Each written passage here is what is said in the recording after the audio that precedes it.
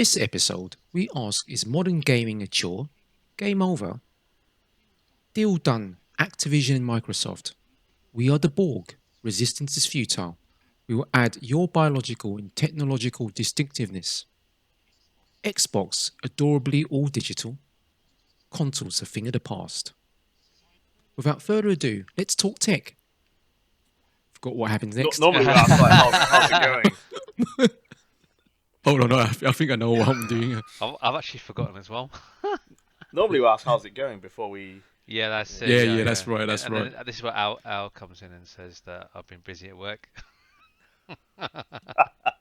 Mostly. Mostly busy at work, yeah.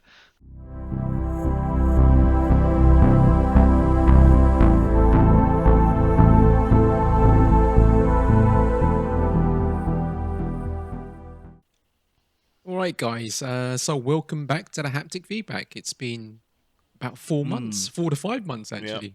So, Al and Jay, I mean, what have you guys been up to? I'll start with you, Al. Yeah, I'm predictably been busy at work, but I've been squeezing the odd game here and there in. How should I say? Still the mobile game side of things. We've probably played. Oh well, I definitely played a bit of Diablo since that time period as well. Kind of left it not really being kind of going through it, a bit disappointing, unfortunately. But we'll have a few goes between us as well at some point when we all kind of be able to sync up. And otherwise, mostly work and things like that. Really, that's just me. Jay, what about yourself? Yeah, I've actually been busy with quite a few different things. So I think I've had some work going on at the house, which has eaten up probably 3 of those 4 months. I've also stupidly signed up to a online course, which is like 12 hours a week. So that's completely murdered any spare time I would have had with 2 kids on the go as well, young kids. So yeah, I've probably been following the news quite persistently throughout, but playing games I've been really bad, and I've got myself to a state where I'm really hungry to play, but keep getting pulled towards watching videos on YouTube about games and not actually playing. So I need to get some discipline. But yeah, I've generally been good. Joe, we'll rope it back to you. How have you been?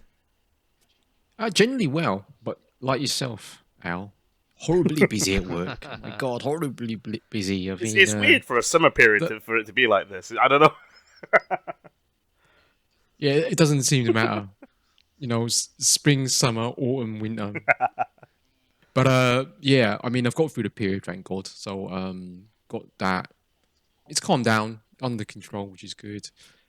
Kind of started playing a few games. Did actually start playing Diablo 4. And once that happened, I actually started to play some other action RPG games that I've didn't realize I had also. That when I look through my list, okay, I've got those guys. Let's spin them up and try to get back to playing some Tekken before the new one comes. So I've got the complete edition. I've played both. I think 3 betas they've had time. I played of that. I think maybe 2. Really good. Really, really good. It's like chess, isn't it? Fighting game chess. Yeah, but also realised how shit I was at it hard, now. yeah. I mean, I used to be a really decent Tekken player, but now I haven't played. I don't think I've played the last 2 iterations of it, and I realised, wow, I'm very much behind the curve now. Old age. Yeah, probably fair to say that my reactions aren't what they used to be, but just trying to basically get back to it really. And nothing more than that, and looking forward to getting back to a bit more of a steady cadence of the old podcasting, because our podcasting of late does feel like that we're just getting together for a long lost class reunion. After a while, it's taken us that long to get back to it. There's been a lot of news since we last spoke. Probably not that much on the actual games front, but just company news, leaks,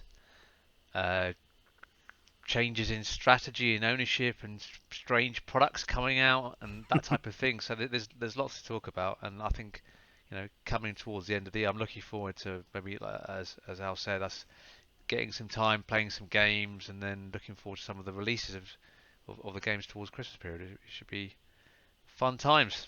Yeah, Fun times. yeah. I think so. It's been we've left it a while, but I think we're coming back to it at a good time. There's going to be. I think there's going to be a lot of stories developing over the coming few months. Really, with the news that we've got, the catalyst are other things, if you know what I mean. It will lead on to other things. So, and I think with that said, without further ado, let's talk tech.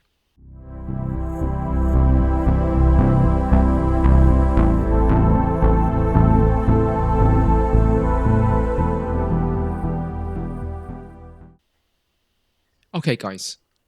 The first topic I want to get to is modern gaming a chore? It's a question, really. I thought quite an apt one since we haven't done this podcast in a while, and for one or two of us, I guess we're kind of struggling to kind of game at all. Um, so what I was going to ask is, look, is modern gaming actually a chore? Is it still the hobby we know and love? Have our habits changed over time? And is it a case of being at one point in our lives cash poor but time rich, and now cash rich but time poor? And ultimately, is it just all too much in terms of the current gaming landscape? So, Jay, I'll start with you on Yeah. this one. Yeah. So I've see this from kind of a couple of different angles. I think the first angle for me is there's just an increasing number of games, and a lot of those games, to keep the user attention, have been filling the core game with just useless tasks for me. Side missions, unnecessary grind, just to keep that user retention, particularly with the games that have kind of seasonal models. And for me, I've hit a real grind point. So I think that's one angle. I think the second thing, I think gaming goes through a cycle of innovation. I think we've been in a bit of a rut for some time. We've got the games like FPS games, which have been around for a while, but there's not been that much innovation in them. So there's that, and I think the other point that you put on there is that as we're getting older, our time is getting less, and therefore there are certain games fundamentally behind all the graphics and the illusions of real worlds. There's like a core mechanic in a game, and it's very repetitive. And I think as we get older, we can see through that. And if it's something that we've done so many times before, and a new game comes out and hasn't really moved anything along, I just don't think we have the patience for it. So those are the kind of three things that I'm seeing, and I think I've been battling with this actually. I've got a backlog of games. I've lost the patience now, and some games are really feeling like a chore. Destiny being the one thing I've preached to you guys a lot about. That has been my core game for the last probably 9 years. That is a full-on chore, and I'm heavily addicted to it. So yeah, it'll be interesting to see what you guys think of those kind of aspects. But Would you say we see games with more of a weighted eye at our age? Because I did wonder this because, like, when I play games and I play a game because I've been gaming for years now. Probably most of my adult life, all of my adult life, and before. Well, I've seen that before. That was just this. yeah. If you know what I mean. You're less impressed if you know what I Yeah, mean. so there's one key word that really, because I've almost been like, I haven't been able to see the wood through the leaves on this, right? Like, why am I going through this phase of not playing games, buying games, but watching more videos on YouTube and talking about it and listening to news, but not playing games? It just doesn't make sense. And I, I think it's because there's the fun factor in games has been lost, and unless you actually are selective about what games you play and you're honest with yourself about what you really like, I think you can make the gaming thing a real chore. it, yeah, I think it kind of depends, really. I think it's one of those I think I spotted years and years ago when back in my World of Warcraft days that it literally was a second job. It was a chore. It was so much time having to sink into it. There's really fun aspects, but in order to get to that fun aspect, I had to grind my way through, prepare, and all this other stuff. And just like, yeah, I can see that sort of same pattern happening in certain games, especially the live service ones. And I think you could see that very clearly in a lot of the sort of, I don't know, it was like the Assassin's Creed ones that just go off and collect certain things, complete this and stuff. But and a lot of the sort of, as things grew from the sort of GTA open world model, this was just filler content just to make sure that you could use parts of that wider world. Yeah. I've got a question for you, and maybe I'll direct this towards you, Joe, just to bring you into this conversation in terms of your perspective as well. Do you think that the RPGing of games has created the chore specifically? Because that's my hypothesis at the moment. I don't think RPG role-playing games in itself have, but I think the adoption of RPG mechanics in almost everything that we're playing has. If that's what you mean. That's exactly what I mean. Yeah, that's exactly it. So the games which are not familiar with creating RPGs, then you get the generic quest of go and kill 10 boars to collect their skins to return this, and you go like, all right, that's great, and I just get some, a small reward off the back of it. And people just kind of repeated that cycle, and it's not exactly the most engaging of content. Especially when it's your daily task. So this is the thing. I see this clearly now, but I didn't. And I went on my RPG journey through Destiny. I know it's a very light RPG, but that's the first time I've ever played a game in my life where I've grinded. And I loved it for the first 5 years of the 9. and the reason why I loved it is because there was a sense of community in the game, which I had never had with a game. The visuals were amazing. The gunplay was amazing. And because they've obviously been investing their money and time elsewhere, the game went stale. But I carried on playing, and I realised more so now that I've basically been manipulated with that kind of the rat going back to press the button to get a sip of water, and as soon as you realise that and you feel the burn of doing the pain of doing repetitive tasks, I think that's what creates a chore. Yeah. And you guys had already been on that journey before, because you jumped off Destiny before, and you've done Diablo and World of Warcraft. I hadn't done that before. I do. Obviously, all of this really, the kind of whole grind. It's basically, there's a science behind it. Obviously, yeah. Has to be. There is a science behind it. The gameplay loop is based on a science and how people respond to certain things, the instant gratification. Yeah, it's a fine balance, right? So there's a angle of the daily grind, the dailies, the weeklies, the things like that kind of keeps you coming back to the game. They want you to actively give you a reason to come back in, just for a random reward, even if the chore itself is very generic and very simple. But it gets you into the game. You're in their ecosystem. You may get an interaction. You may spend some money on their platform whilst you're in there. So it's definitely a game. There's definitely a gamification of the whole thing, and a science towards it. Assuming they're actually keeping an eye on the statistics,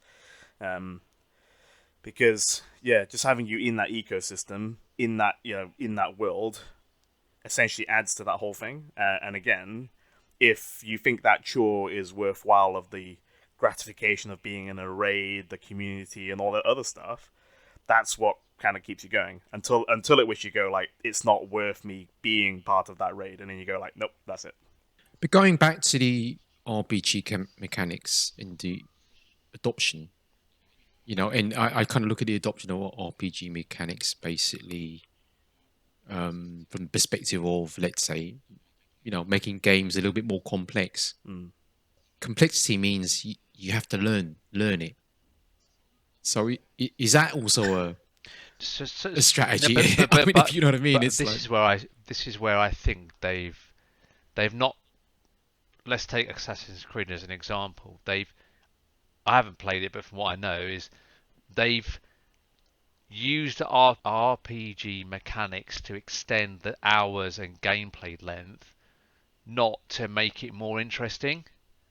Hmm. And that I think that's the difference, right? If I'll give you another actual example I can actually talk to.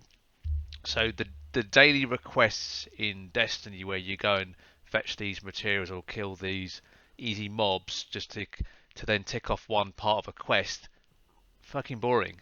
And, Really But you do fucking. it, don't you? Well, yeah. I do it because the quest line has a good reward at the end, Hmm. right?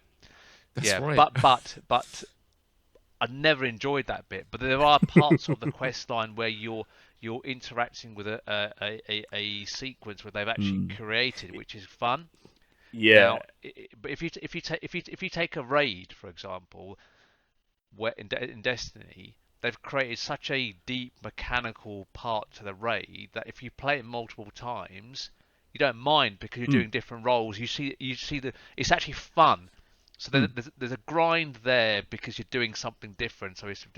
But if it's a grind and it's exactly the same thing, that's straight up chore, And isn't it? So yeah, and the reason why I guess it exists in its format is the easy way in which it's randomly generated rather than hand curated by a developer or something, and that's the different experience that you're getting, because the developer is just saying, well, let's just churn this stuff out just to keep the player busy with this automatically generated stuff, and if it becomes familiar or identical to something else, you then suddenly go, well, I've done this thing already like 100 times, but but I think that's the thing with sort of the generated worlds. If they're not, they're not random enough to the experience, and actually just creates that But grind. that's an implementation Mm, mm, detail, mm. Al, is it not? I mean, because with specifically live service games, specifically games like No Man's Mm. Sky, where you're talking about, No Man's Sky, you're talking about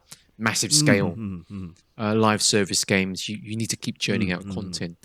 I kind of think that's a bit more of an implementation detail, in which way, which I mean Yeah, is you can't do it any other but way it's the quickly illusion or of easily. scale, right? That's what they've used. They've created that scale using the auto generation kind of method, and obviously, however much time they've invested in the engine that which creates that will then determine how much people they'll see something that's really dead in terms of the worlds that they end up in, or something that's a little bit more rich. But that's one example that's probably done Mm. well. I haven't played it, but I don't think there's many other examples where there is a computer-generated extension of the worlds to extend the gameplay is actually good. I think most people will get bored of it. You know it's auto-generated, and I mean, some of the Mm. roguelikes maybe have a little bit they can Well, get away with, but this I is mean, where Diablo 2 actually got it really well, because it was quite a lot of it was generated. A lot of it was. There was some certain sections which were fixed, but otherwise the majority of the dungeons that you went in was just random. So every time you went back in, the boss was in a different location. As an example. Mm. yeah. Yeah, I mean, freeze generated as Mm. well. Defreeze generate. I mean, Warframe's kind of highly Oh, is procedural. it? Oh, I didn't realise. I thought it was all created. Oh yeah, yeah. That's why they've been able to churn Mm. out as much content I as they didn't have. realise. Like Yeah. I don't know, I'm at level 15 or 17 or something in Diablo. And I haven't played it for weeks, and um, but even going to the I don't know what they're called, like mini little dungeons there. Mm. The Oh, those ones it are. repeats so much. It's actually I Yep. was surprised by that. It's Diablo 4 unfortunately seems to have a lot of them which are pretty identical. They seem to have a lot less than that of Diablo 2. Even Diablo 3 had more, I think more generation that was in there. yeah. I Uh, mean, uh, It's more variation, yeah, I mean, how it felt, but admittedly, Diablo 4 has a much bigger base world, I would say, that's kind of mm, integrated as a single kind of area. But it feels more like an open world, yeah, doesn't it? yeah, yeah, Really, yeah. it plays yeah. more The like an open world open. is fun. Yeah, and then but I've only done like what 5 dungeons. What are they actually called? Mm. Like the bigger ones, and it's the same skin that keeps repeating, and I don't know. I find that probably why I got a bit bored, and I will go back because the actual home world is varied enough, right? And Mm. I seem to like that. But can I But you ask? need to get to the end game, really. Yeah, an end game type thing. Yeah, I understand that. Yeah. But can I ask this same question the other way around, right? Because I think this will kind of answer the question. Like, can you guys like either name me one or two games or certain genres where you don't feel it's a chore? Because I think it's going to be like stuff like, I mean, I play my if I play games on the Switch for the kids or myself, or Zelda, that's never been a chore for me. Hmm. Mm. Like playing Smash Brothers, never a chore. Um, would you say it's a chore to play The Last of Us? I don't think so. It might Yeah. it, No, it not at might all. it might be uh, a bit of resistance because you need to have enough time to to get Mm. into back into it and back into that world, and and it's quite a slow pace. But um, yeah, Al, I think you better Yeah. go first because I've got a real long answer I to this. so I think it's interesting, right? So it's weird. Like the way I've been playing games, I've been playing less of the story-driven games, and actually I've been almost watching quite a lot of it on, say, Twitch or something else. Watching other kind of people play it. But I do miss a few of those things where it's kind of story-driven.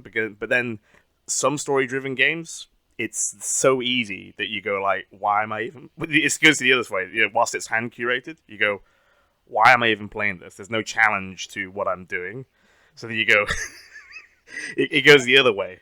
Admittedly, the story is quite good, but can you then get examples like of those kind of games? Or like, is it like God of War or things like that, or um, because I think some of them, if they have enough of a good story, it doesn't necessarily need to be hard. yeah. I mean, it's again. I've not played them in so long that it's one of those that I've probably not got one off the top of my head right now. Yeah. That Okay. kind of goes with it. But I think if it because they're so I don't know. It's because they're just in that same kind of story mode, and you're just kind of working your way through it. And again, it's there's a simple mechanic to it. You kind of just you kind of feels like a bit of a chore going through the story then.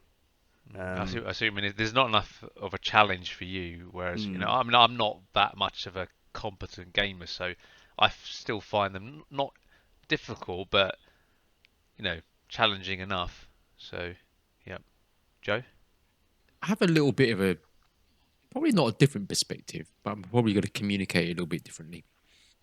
I think the fundamental thing is time, you see, and there's a lot of different kind of facets to that.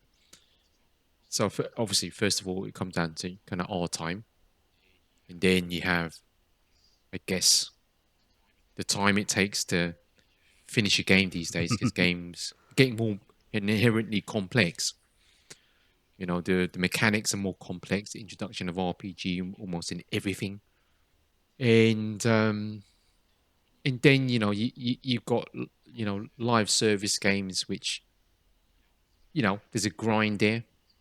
Some of these games, so your time spent doing a lot of the same thing.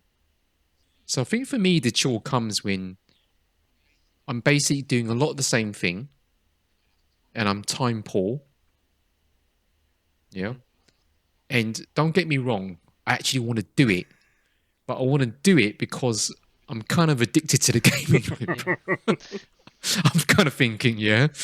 So I'm begrudgingly doing it almost because there's a reward on the other side. Like, if you train a rat Hmm. to hit a food, dispenser, they'll do it because they need to eat, but they won't enjoy necessarily doing Yeah, it. and that's where I think we're all in that, aren't we? Where we're listening to news Mm, for the dopamine hit, we'll play the grindy game for the dopamine hit, and we've lost the essence of what a video game should be, which is more fun and that has slightly more experimental or new mechanics. I know it's new is quite difficult in video games, but like maybe extend very difficult something now. that's like a Mario 2D platform that's got slightly tweaked newer mechanics that it hasn't previously had.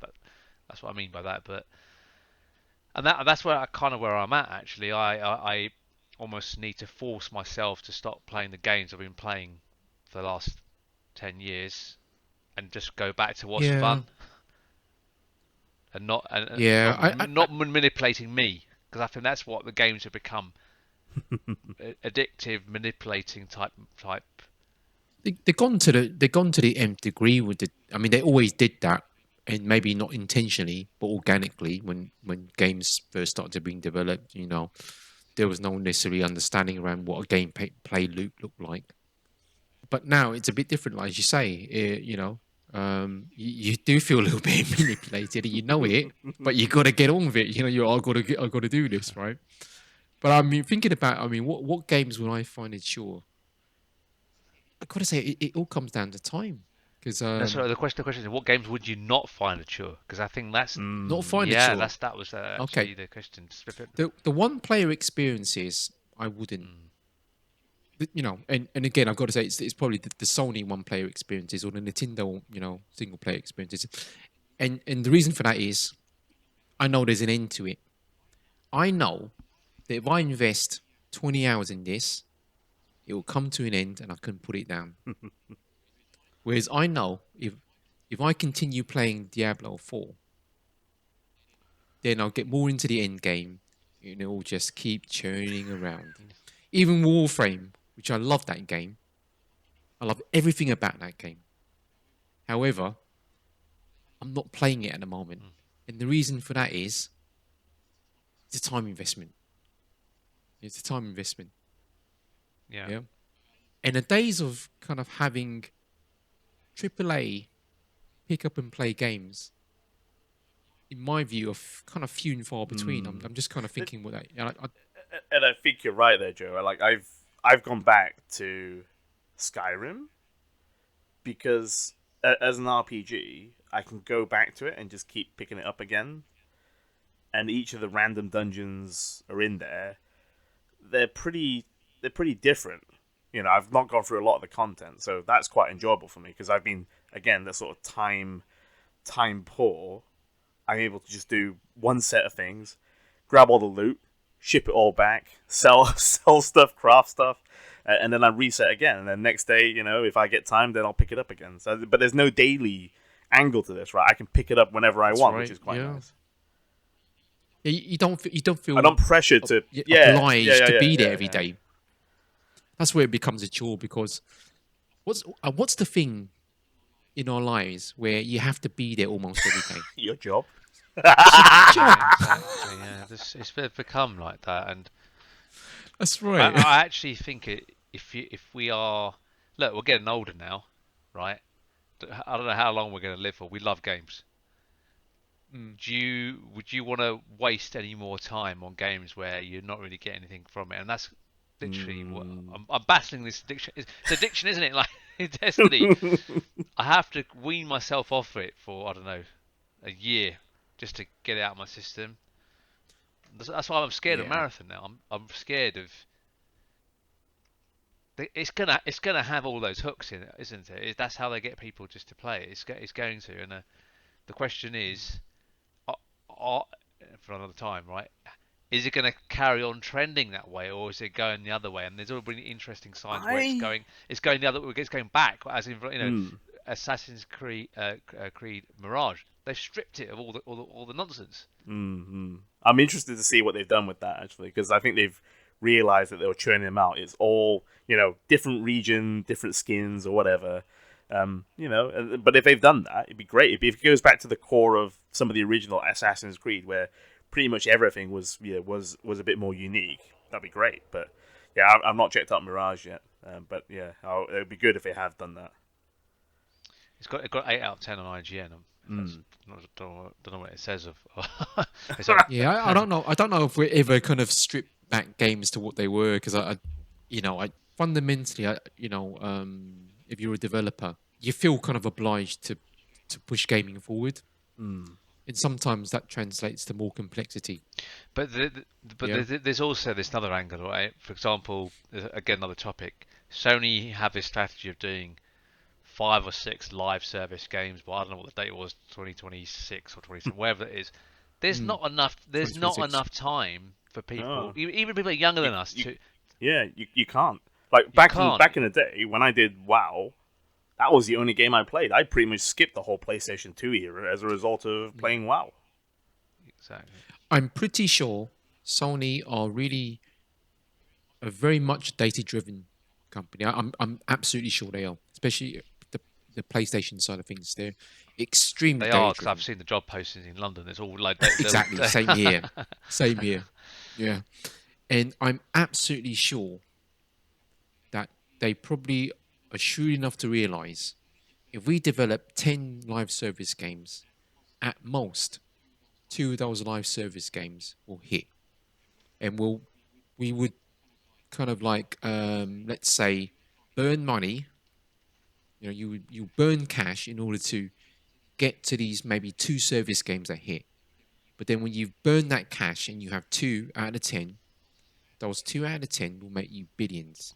You recoup and you'll make a lot. And honestly think, right, people are overplaying this whole thing with Sony.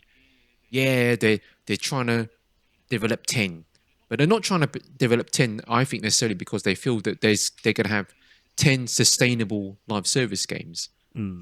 It's a bet here we're talking about here, because I can't believe they're, you know, you're right. There's no room for Sony to have 10 live service games that are successful. I don't believe that's what the play is about. It can't be. Yeah. They're too shrewd and too data orientated to be that naive. If Yeah, you know no, what I mean. it's they're going to throw darts at a board, and one or two of them stick. That's and right. and Yeah, and that's good enough. that's right. Yeah. But yeah, I mean, the whole modern gaming and chore question. Yeah, you know, it's hard to game at the moment. I think. You know, it's hard to like, That's what it is. if you're younger and your passion is in gaming like us, and you don't read as much news, you just fall into a game and just get stuck to that, won't you? It's Yeah. manipulating you, isn't it? Again, another topic for another time, but Xbox with their Game Pass, as I understand it, they're shifting all their games to a version of a game as a service. Let's take like Forza. They dropped the name. It's going to be a perpetual game. They'll add more stuff to keep people subscribed. For Game Pass to work, they're going to have to do that model. Is that going to work? Have people reached their limit on live service, and therefore grinding stuff out, and the games becoming a chore? I think that will happen, or maybe it might happen to people at certain ages like us, or I don't know. It'd be interesting to see how it plays out. There's certain live service that I think if they start recognizing the fact that there are certain tasks, certain quests that people are finding a chore, they just need to change that model. They just need to tweak it, apply something that is a bit more interesting. If it is just that daily grind and some reason for us to log back in, just make sure that it's the right amount of time commitment to do that as well. Because I think what I've done is with a lot of the sort of mobile games that I've been playing, is that if it becomes too much in terms of the amount of daily time I need to grind through it, then I just drop it. I just said, you've gone too far. Some of them is absolutely perfect. There's like just a short amount of time. And in fact, actually, there's what I'm seeing a lot is also you can play the game like it's automatic. So you just set up a strategy, set up a squad, off it goes, and then you build around that. And that as a mechanic is quite interesting, because that means that it allows you to kind of do things whilst it's playing the game for you, essentially. Championship manager. Basically, it's a management game, right? But that's interesting. That is interesting. But I mean, look, I just think it's. I mean, personally, I still say it's about time and the different facets to that. But as games get more complicated, then obviously it's going to get harder. If you still got a real passion for games and you want to dabble in every game that you know is good out there, then of course it's going to get harder. And psychologically, you kind of know that, because when I look at my games catalog, I absolutely know that. It's frustrating that I can't commit more time to some of these things that I'm interested in. So from that perspective, yeah, it has a kind of a little bit of a psychological impact. And it's kind of, and from that perspective, it's also quite ironic in one way that amongst all of this, people also, saying that at one point that the single player narrative driven game, oh, that's gonna die. But I still say at least with those games, there's an end to it. So people don't want an end, though. Maybe not, maybe not. But then again, that's where the chore comes in. And guys, I think with that said, we should move on to the next topic.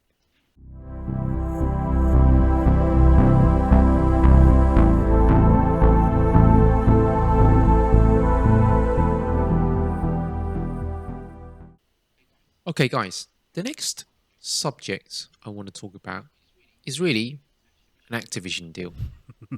Or the Activision deal. So where does it stand at the moment? Well, October 13th, I believe, is the closing date for the deal. The CMA has actually given, prelim approval for it. FTC is still appealing the Activision deal. And in the back of my mind, I do wonder if the recent Xbox leak is a factor. But you know what? For God's sake, let's just get this over the line now, because I just really don't care about it. Let's stop talking about it. It's gonna happen in some shape or form. And it's quite bizarre that I think that Xbox has handed the reins over to Ubisoft.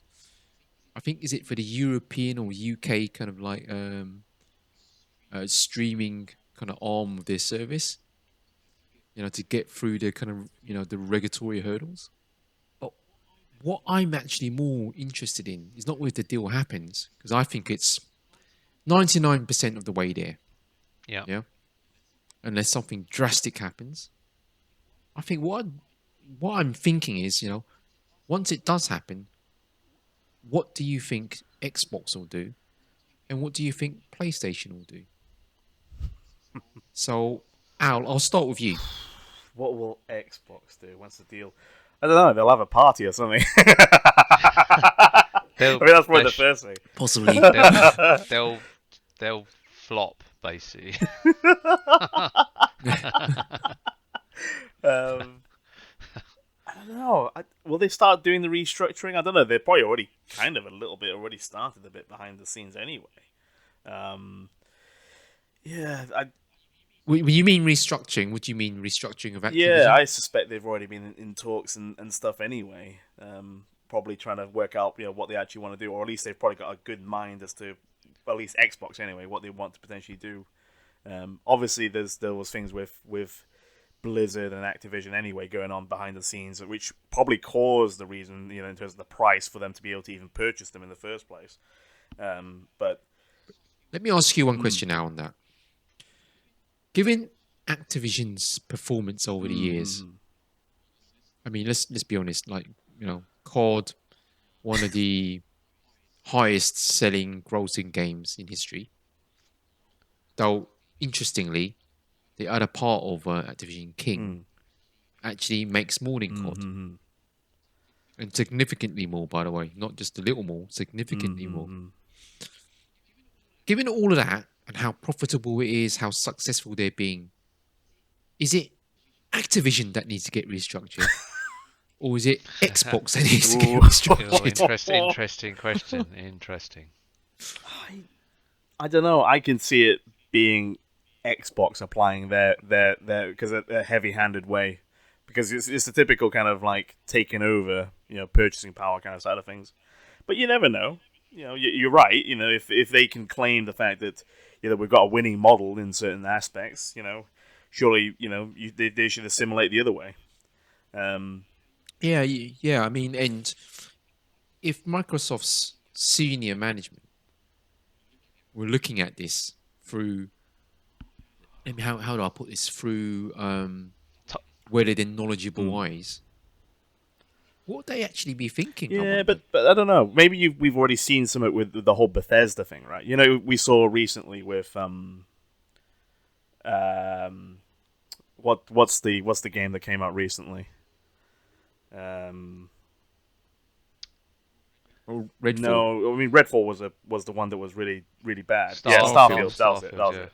So you can see that they already had their hands in and around Starfield and Bethesda, and kind of because remember they claimed on the Redfall one they couldn't get their arms around it quick enough, right? So I can just see them doing exactly the same thing to the other parts of Activision and Blizzard. Maybe. I think that's an absolute lie, Dom. Yeah. Oh, you mean what they did in terms of Redfall? With Redfall, yeah, because I think there was some email leaks in the recent kind of Xbox leak, and it just felt they weren't close enough to it. It's not a case of trying to put your arms around it. It's just a case of not even trying to put your arms around it. So I think there's a reason why Matt Booty left, because he mismanaged the portfolio in terms of doing the kind of checking the games are actually on track and giving the right level of we leave them alone because it's in good hands, or they need more support from us, or forcing the support or forcing the redirection if that's required. Well, Sony seem to just roll in some of these studios they own and do a portfolio review. Yeah, but and very brutally cut things. But Sony has bought smaller studios, whereas Xbox has bought almost publishers, hasn't it? Bethesda's a publisher, so I think that they've, at least publicly facing, have said they've bought Bethesda, will keep it a separate hierarchy. Yeah, and I think that hasn't really worked to an extent, right? Because they've just flopped in the last couple of games. I mean, in my mind, Starfield is a flop, right? It might have got some good reviews here and there, but I don't think people will be talking about it in 2 years' time, 3 years' time. It's gone. It needs patching. It needs patching. It's the classic Bethesda problem every single time that they do this sort of stuff. But I saw another video. They basically said over the last 3-4 games, each Bethesda game has got worse and worse in terms of score. So, just coming back to your question, Joe, I think the way I think it's going to work is the mobile part will be kept separate, because the way they create games and exploit people is going to work financially. They just bring that along, it do its own thing, and it's reporting into Microsoft. I think from the other perspective, because there's a massive cultural problem in the other part of Activision's games, I think that will tuck into their existing model and structure, and they'll just try and cross-pollinate some of the support studios, let's say from Call of Duty, across to some of their other, Halo, let's say, or maybe help with support with Gears. Although I think the Gears studio helps out, some of the other studios with Xbox, because they're meant to be quite strong technically in terms of That's right. So, but I just think, in fact, there's a couple of things, right? I think Xbox have said publicly, actually, if this deal doesn't go and Game Pass isn't successful in whatever time period, I think there's some targets to get 100 million subscribers by 2026. They're going to exit the whole thing. They've actually said that publicly. So I don't know if that's just. This is where I'm at. They've flopped it again halfway through another console cycle. Phil Spencer's lost credibility from my perspective. I think they've mismanaged some of their main IPs. Forza's dropped 8 out of 10. Should have been 10. We've got Starfield, should have been a 10. I don't trust them to deliver any of the other games they've got at the higher numbers that people move over from Game Pass. I think with the Activision thing, they're going to have more studios than they can handle. They're going to have got a toxic culture coming over from that place. They're also wanting to grow their mobile arm, which is, I just think they're going to be a hot mess going forward. And then they've got the pressure of already committing to the Game Pass model, which is putting another set of pressure and having to restructure their games and how they deliver them, drip feeding them. It's just a hot mess, basically. Yeah. This is with a nail in the coffin, I think, for them. Well, I think they've got to transition to being more of a content company, not a hardware company. games, if you know what I I mean. think that's happening though, isn't it? Because I think right they've now, already tried to. I guess with Game Pass and the sort of more digital angle, right? But well, I think that's I mean, we'll get to it when we talk about the league Yeah. later. But I think it's odds on when this deal closes, right? They're gonna have more of a, I would say, a catalyst, right, to basically reorganize themselves or start the plans of becoming more of a content What company. does that actually mean? Because I'll give you I'll tell you where I'm still not clear on what that means, and I've heard other people say that as well. If you look at the leagues, their next console is probably going to be their last generation, however long it lasts. Let's say 7 years, right?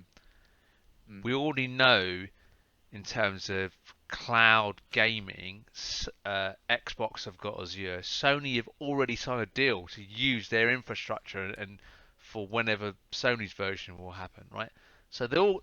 But is that for gaming or is that for just No, it was for gaming. It was for the gaming. Yeah, it was for gaming. Yeah. So they've already signed that deal, and you don't hear it being mentioned. That was done like 1 or 2 years ago.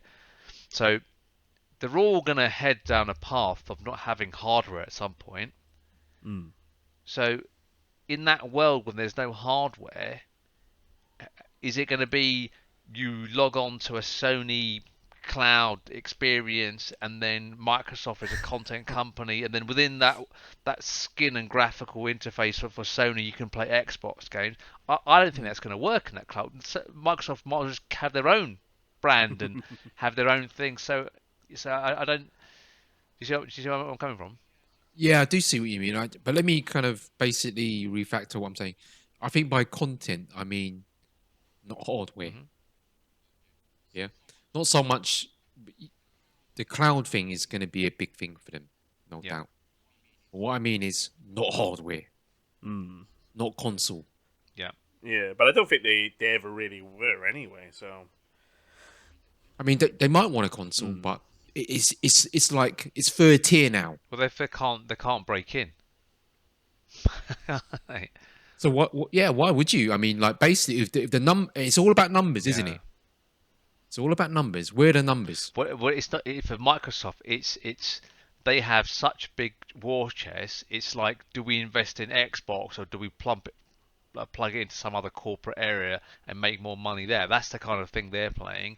Not that they're, because Xbox is still making good money relative to a games company, but in the portfolio of other things that are non-gaming within Microsoft, and they're pouring in billions into these deals for the Xbox arm. That's the kind of thing for them. Well, they may turn around and say, it's not worth it. Well, yeah. I mean, but I mean, I think really, what I'm trying to say is that in order to get the numbers that Microsoft, not Xbox, but Microsoft care about, they can't be this console hardware company because that's not going to get many numbers because they're third place and they're going to be third place for a while. Ever. From my perspective, there's no way Game Pass is successful. It's already, the numbers have plateaued. There's no that kind of spells a little bit of doom, though, doesn't it? I mean, the reality is this. Let's just take another industry. Let's just take TV shows and movies. It's hard for Netflix to produce the level of quality, consistently, even though they've cleverly thrown their money at so many different genres, from gaming franchises to anime to sci-fi to documentaries. They still have good stuff on there, but it's hard, and they have a lot of duds. Yep. Do you trust Microsoft to be that innovative, or forget even innovative, right? Which is where they need to be to actually continue having a presence, but even to maintain the brands they've already got. I think they've already proved I mean, Phil Spencer's had enough time not to F it up, and he has. And if he can't do it, no one's going to be able to do it. And yeah, the last one is Gears. If they screw that one up, that's it. So that's it's not much to go on really. And I think just to complete the sort of cycle, PlayStation, what do? Nothing. They don't have to do anything. Yeah, I kind of get you, but I mean, I just think once the deal closes, I just kind of feel that Xbox will be a bit more public with their plans. And their plans are, you know what, we're less about the hardware, more about the software. Yeah, and we've always known that's been. I mean, you got to have your head in the sand, basically, not to realize that. With Game Pass and the Activision deal, you might say, was it really for COD or was it really for King? They're saying for King, but it's also, and it probably is, but it's also a plaster for their gaming side. But then there's this other aspect, which is I can see Game Pass being successful from an Apple Arcade competitor perspective. I can see that where you've. But that implies it's not AAA. No, but that's that implies it's AA in India. Yeah. If you look at the raw numbers in terms of people and money, the console things is not really worth it for them, really, is it? If you think about it, it's not really, it's not. No, because they've got no penetration versus other players. Yeah, so I think taking Call of Duty, because let's take the new iPhone now, and they've had 3 AAA games, and Resident Evil 4 was one of them. Showcase you can run them on the mobile. The power's getting there now, right? So maybe that's what their strategy is, basically, which is like Call of Duty is already on mobile. It's meant to be doing really well. So it's big on mobile. I mean, but that's what I mean. It's they can't let the cat out of the bag. Yeah, I think you're. Okay, I understand what you're saying. It's not. You're saying that they're going to give up on the console, not only in terms of hardware, but the games that were designed for the console, even living on a cloud platform, and just take the franchises that are popular and just shift them across to pure mobile type games. Yeah, or if you imagine, or other consoles imagine it this way. I mean, I was already looking at doing this sort of stuff anyway, but you've got the streaming apps that already go onto the phone. But if you can just run it natively on the phone and hook that up to your large screen with HDMI, with USB-C, that's already technically your Switch, your console. Why do you need any other device? Yeah, you can do that already with the iPhone. Yeah, exactly. And I think that's why you don't need that sort of stuff anymore. You can use the hardware from a phone to essentially do that because. But think on this, guys. Think on this as well, right? That Microsoft could have their content on a piece of hardware that's going to sell, I don't know, between 50 and 70 million in its lifetime. Or they could have their content living on PlayStation, which is going to be 100 plus. Yeah? Absolutely believe it's going to be 100 plus. Switch, which is going to be it's already 100 plus. Yeah? It's all about numbers. It's always been about numbers. Yeah? Microsoft don't care how they're going to make their money. They haven't got this kind of like weird allegiance to Xbox console owners. No, I think Nintendo have a bit more of a pride in their brand and their heritage. Yeah.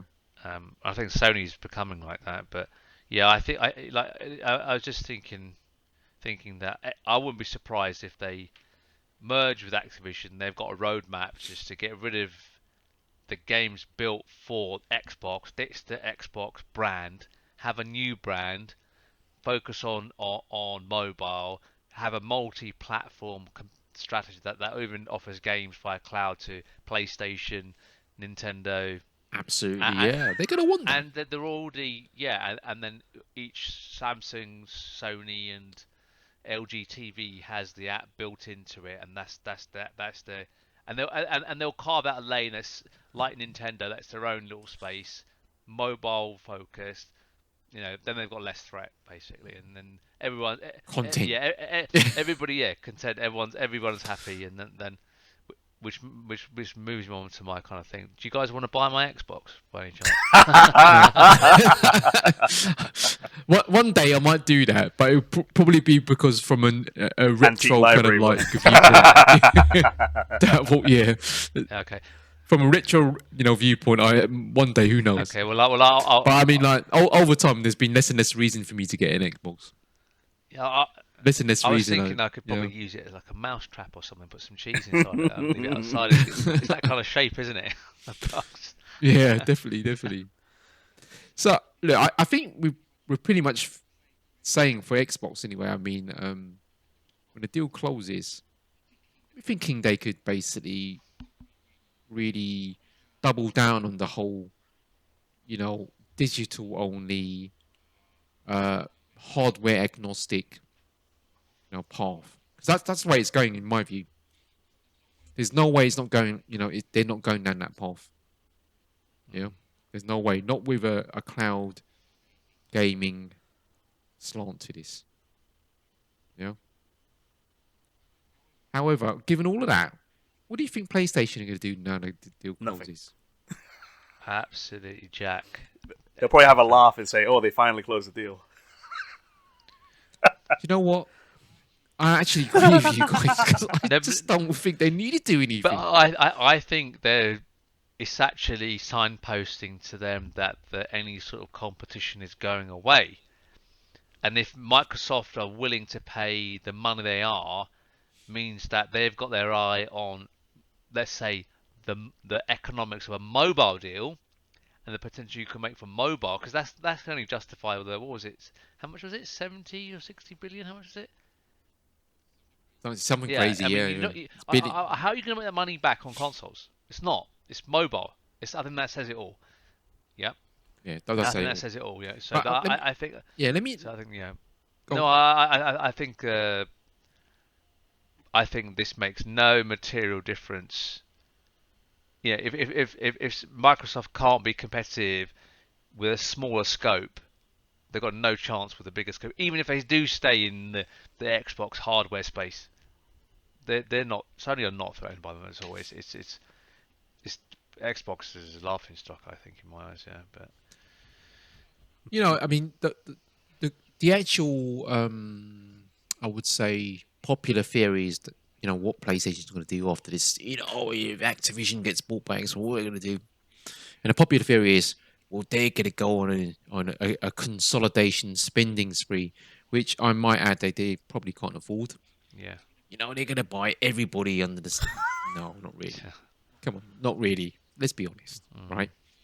I mean, Square Enix, which you would have thought that's the company to buy because of the relationship. Well, I don't know that's going to happen. Now, I think Sony quite happy with their one or two big deals. That gives them what they need. They don't need any more necessarily.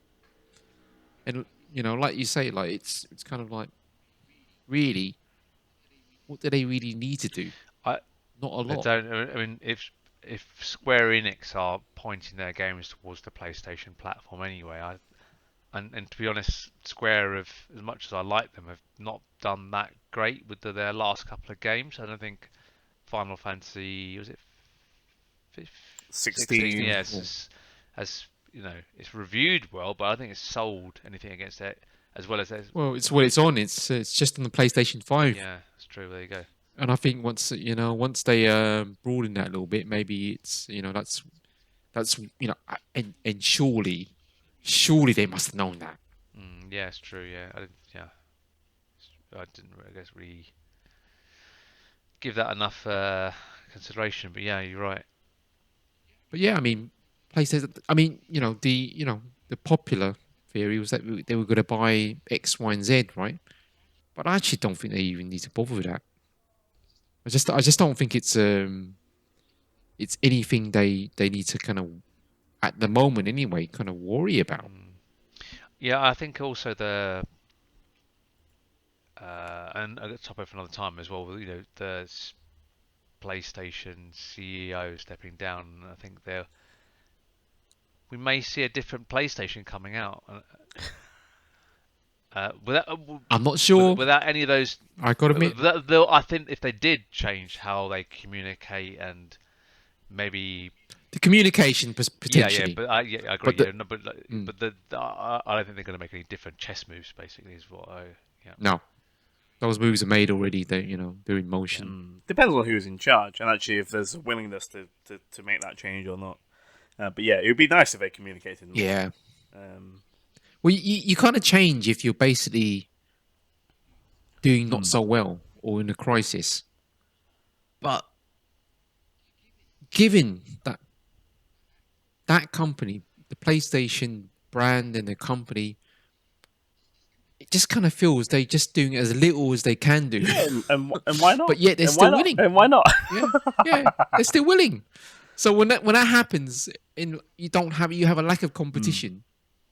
Well, we're not going to do much different, are we? I mean, like, and that's the thing here. I'm on a camp now.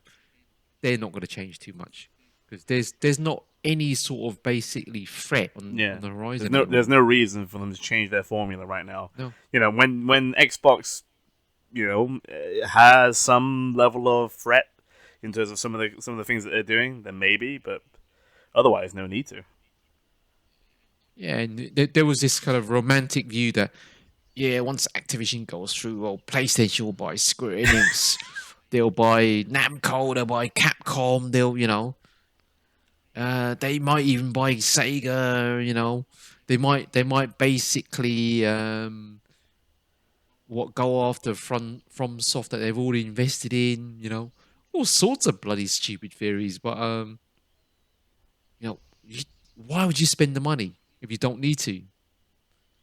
These are multi-million types of deals. Maybe not billions in every case, but multi-million, hundreds of millions. So why would you if you don't need to? That's the thing. But look, when it's all said and done, I am absolutely effing glad that the Activision deal is going through. So we don't actually have to talk about this thing any longer. Yeah, right? it's almost like the Titanic hitting the iceberg. It really is. You can let all the toxic culture of Activision go down, and that Xbox can be sucked down with it as well. And then we'll just become a PlayStation and Nintendo podcast only, and get on with our lives. Yeah, I know. That's so. I'm thinking that sometimes. Yeah. Go down the ship like a good captain. Every man to themselves. Okay, guys. Now with that said, let's move on to the next topic.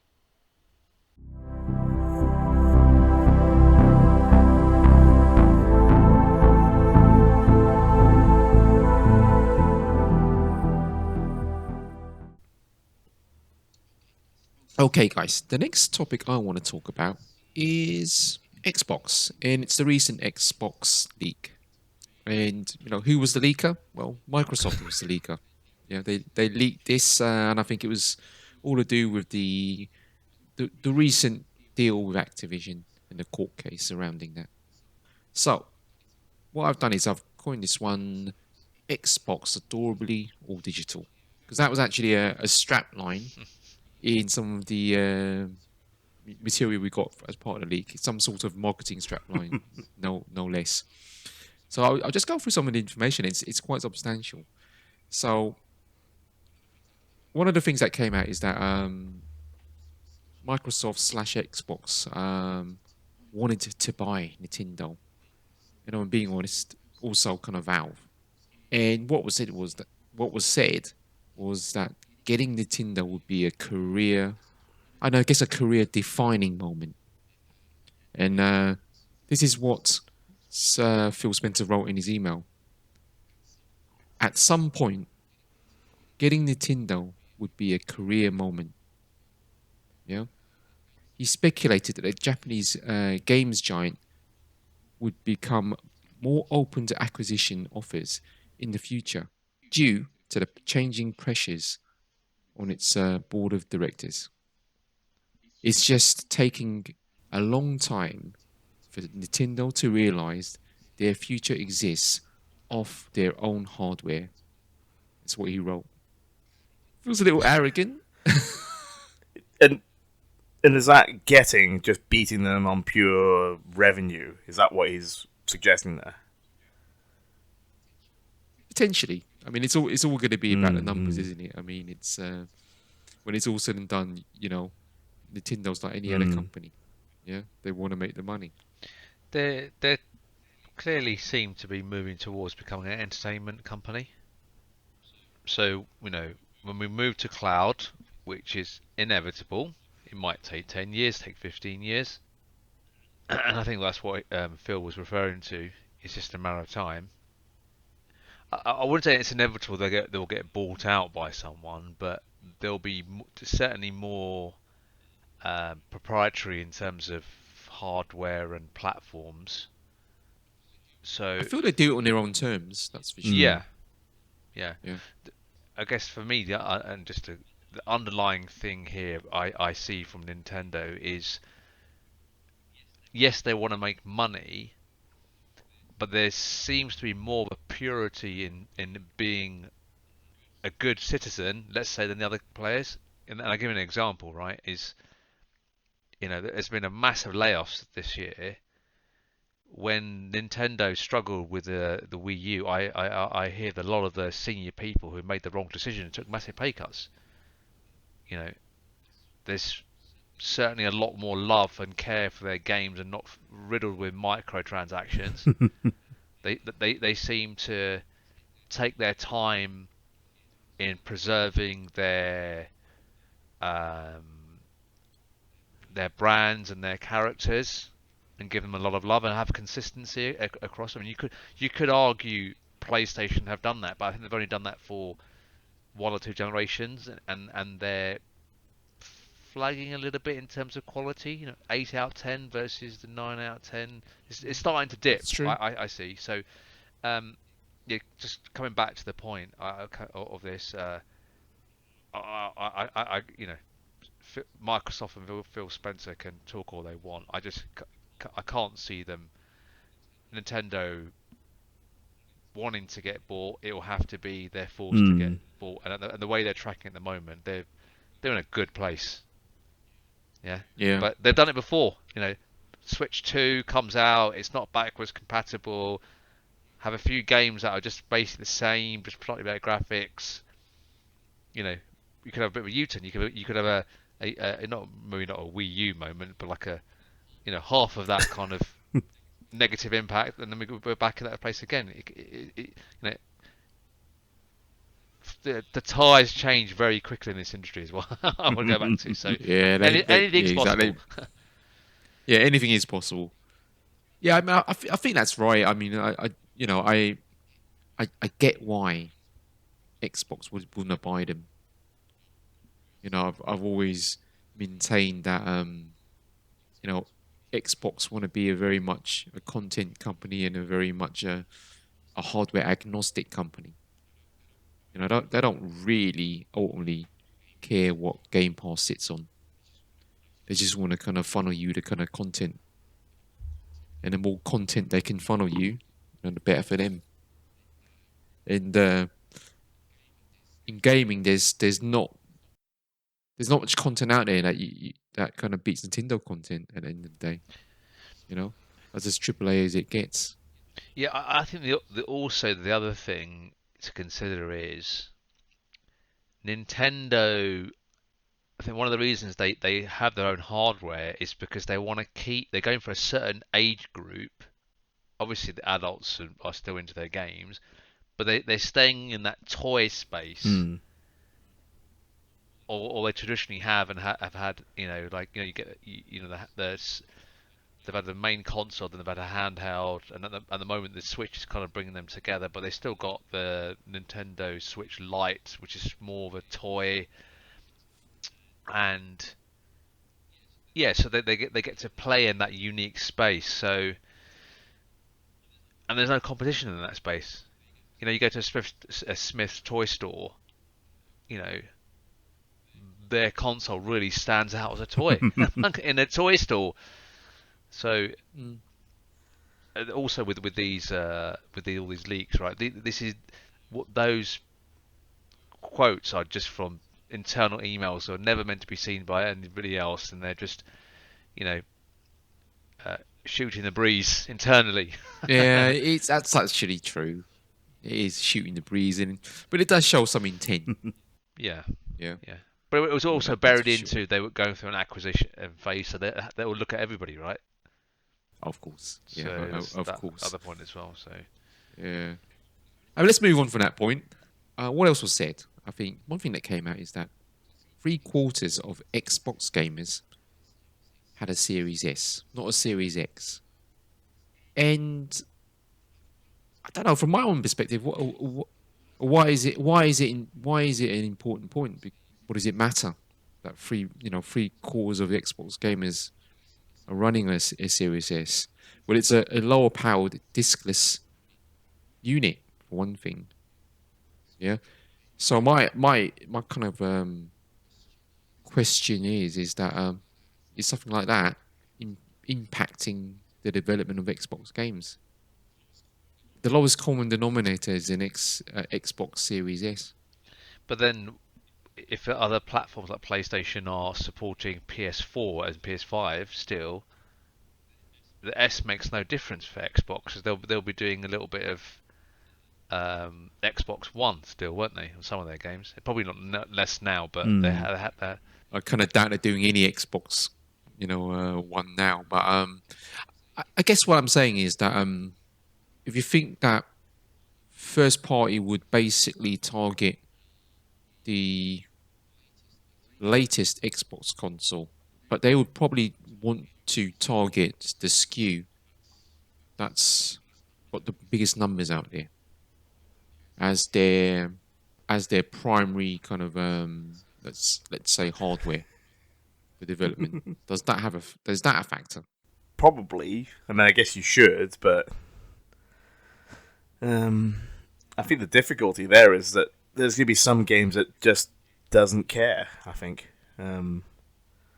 Like, I'd be interested to see how Starfield performed on the S versus the X, because there was all that stuff around the performance on the PCs and people having to upgrade their PCs just to run Starfield and stuff. So maybe they optimized it for the S.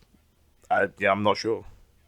My view on this is Xbox generally hasn't sold well. When it comes to their games, I think they're going to be focusing on the X, because their long-term game plan, all in, is even if we make a good game, it should be optimized for the X, because eventually, based on our strategy, people will come onto Game Pass. So even if it's a game that's 2-3 years old and it's a good game, people will eventually subscribe to it. As soon as we've got a mass of games that justify people moving over or subscribing, I think this 3/4 of a gamer base being S is just that the fact that they've undersold, and it just so happens that they've got a cheaper console, a new generation one, and they've ended up hitting a certain market segment. I don't know. I think it's just where they're at, and it'd be silly for them to say, right, we're going to focus on optimizing our games for the Series S. It was just a a bridge just to catch a certain segment of the market, and they weren't expecting to be that far behind as they are now. That's interesting. Because Yeah, that's a fair why point. would you buy an S? I mean, most people have got 4K TVs because they've been around for so long. So it has to be based on price. Yeah, I think it is always going to be based on price, right? Let's face facts, right? I do think though that the hardcore fans will basically say, and they'll make a determination on a piece of hardware. Say, if it can't run 4K, then it's not basically the console for me. But everybody else, however, they won't know the difference between 1440p, which is what Series S has been basically positioned as, and you might say 1080p to 1440p. Um, you know, they may not know that okay, this is not really a true 4K console. They just see the Xbox branding on it, and off you go. I don't. I'm not sure I agree with that. I think people aren't that dumb anymore. People know a USB-C cable is. They know about HDMI 2.1. I'm not saying that everybody does, but Mm. people are a lot more clued up, I think, than they have. And 4K, I mean, someone will know. I don't think people rock up into a store, go, "Oh, I want to get a console," and haven't done a little bit of research on it. I mean, like a basic, Like, and know the difference between the two products that they Mm. sell. I mean, people are used to looking at so many variants on a phone. They've been so used to that, and there's more variants on like an iPhone than there are on an I think Xbox. And maybe for us, I think we do, but I'm just thinking of the younger generation, and I don't know the people that How about the parents? parents that doesn't actually do much tech or doesn't know about consoles, and all your kid wants to play is COD. Like, I mean, as long as it runs COD, the kid doesn't care. Like, only I think those people, but things, if I'm buying, like I've bought a new iPhone now, I've watched 20 Hmm. videos on my iPhone before I bought one.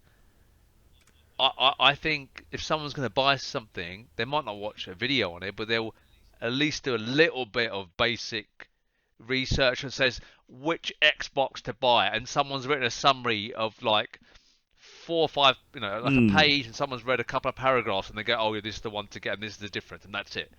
I think this is actually a conversation for another time, chaps. Yeah. Because like I'm wondering now.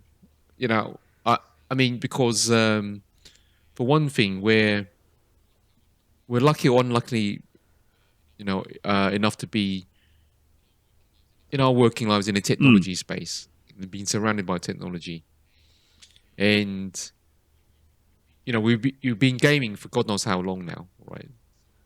So I don't think you can use us as the as like the measuring stick for what normal No, people out there, the normal consumers. I'm specifically not doing that. I'm saying your average or consumer is used to more complexity when they're buying other products where there's more choice and more variability and more specs, that when they're buying a console it's a much easier decision because there's only two, there's two PlayStation 5s, there's two types of Xbox. It's Yeah, but I kind of think from that perspective, like the two PlayStation fives, the main difference is a disc, a Blu-ray drive, whereas the Xbox is yes, there is a difference in terms of there's no Blu-ray drive, but yeah, basically the but specs are kind of. I'm sorry, I don't buy it because like you go to Netflix, there's Mhm. three packages. There's a distinction between a 4K subscription and a non-4K. I mean, that's another. There's been more examples. I think we're overestimating how dumb people are. Is what I'm trying to I'm just thinking the average consumer Perhaps so, is. perhaps Well, so. maybe you're right, Yeah, yeah, but perhaps so. I guess the question was ultimately like, do the numbers of Series S's kind of drive the behavior of the games developers? I think for now, let's just say it's inconclusive, and I think that this might be a more expansive kind of conversation for another day. Otherwise, we're in danger of kind of like talking about this for hours. So let's move on to the next point actually. So what else was said? Okay, it was noted in the leak that Baldur's Gate 3 was a cheap Game Pass get. That Microsoft didn't seem to think the D&D RPG would amount to much, and they thought they could get it for kind of quite a small amount. I think it was 5 million, yeah, to get it on Games Pass. They did it. They did it in the end, obviously. So that's quite interesting, if you know what I mean. I mean, it's unpredictable, isn't it? It is unpredictable, I would say, to an extent. But Larian Studios, who did Baldur's Gate 3, is a fairly well-known, solid Actually, I wouldn't even say solid. They're a top tier RPG developer, having done the Sins kind of like RPGs that are always overwhelmingly positively rated. Just makes me wonder about the process of that Xbox have to basically get games on Game Pass. They've clearly had an issue with game portfolio Hmm. management in their own Would area, agree, yeah. and um, I think alongside that, it would have been the same guys probably working on which third parties are we bringing onto the Game Hmm. Pass catalog. It's clearly a dysfunctional team there, and they've actually stated, haven't they? They've what's his name? The Xbox guy that left. What's his name? Major Nelson, is that his name? Yeah, I think so. Yeah, I think he So, was part of that, isn't he? So he's gone. So I mean, Baldur's Gate 3 as well. Like as far as I understand, it was on in uh beta open not open beta. So what's it called? Like what's it called when they basically release it early and they're going to build up You the mean game? What's it called? the alpha, the or early?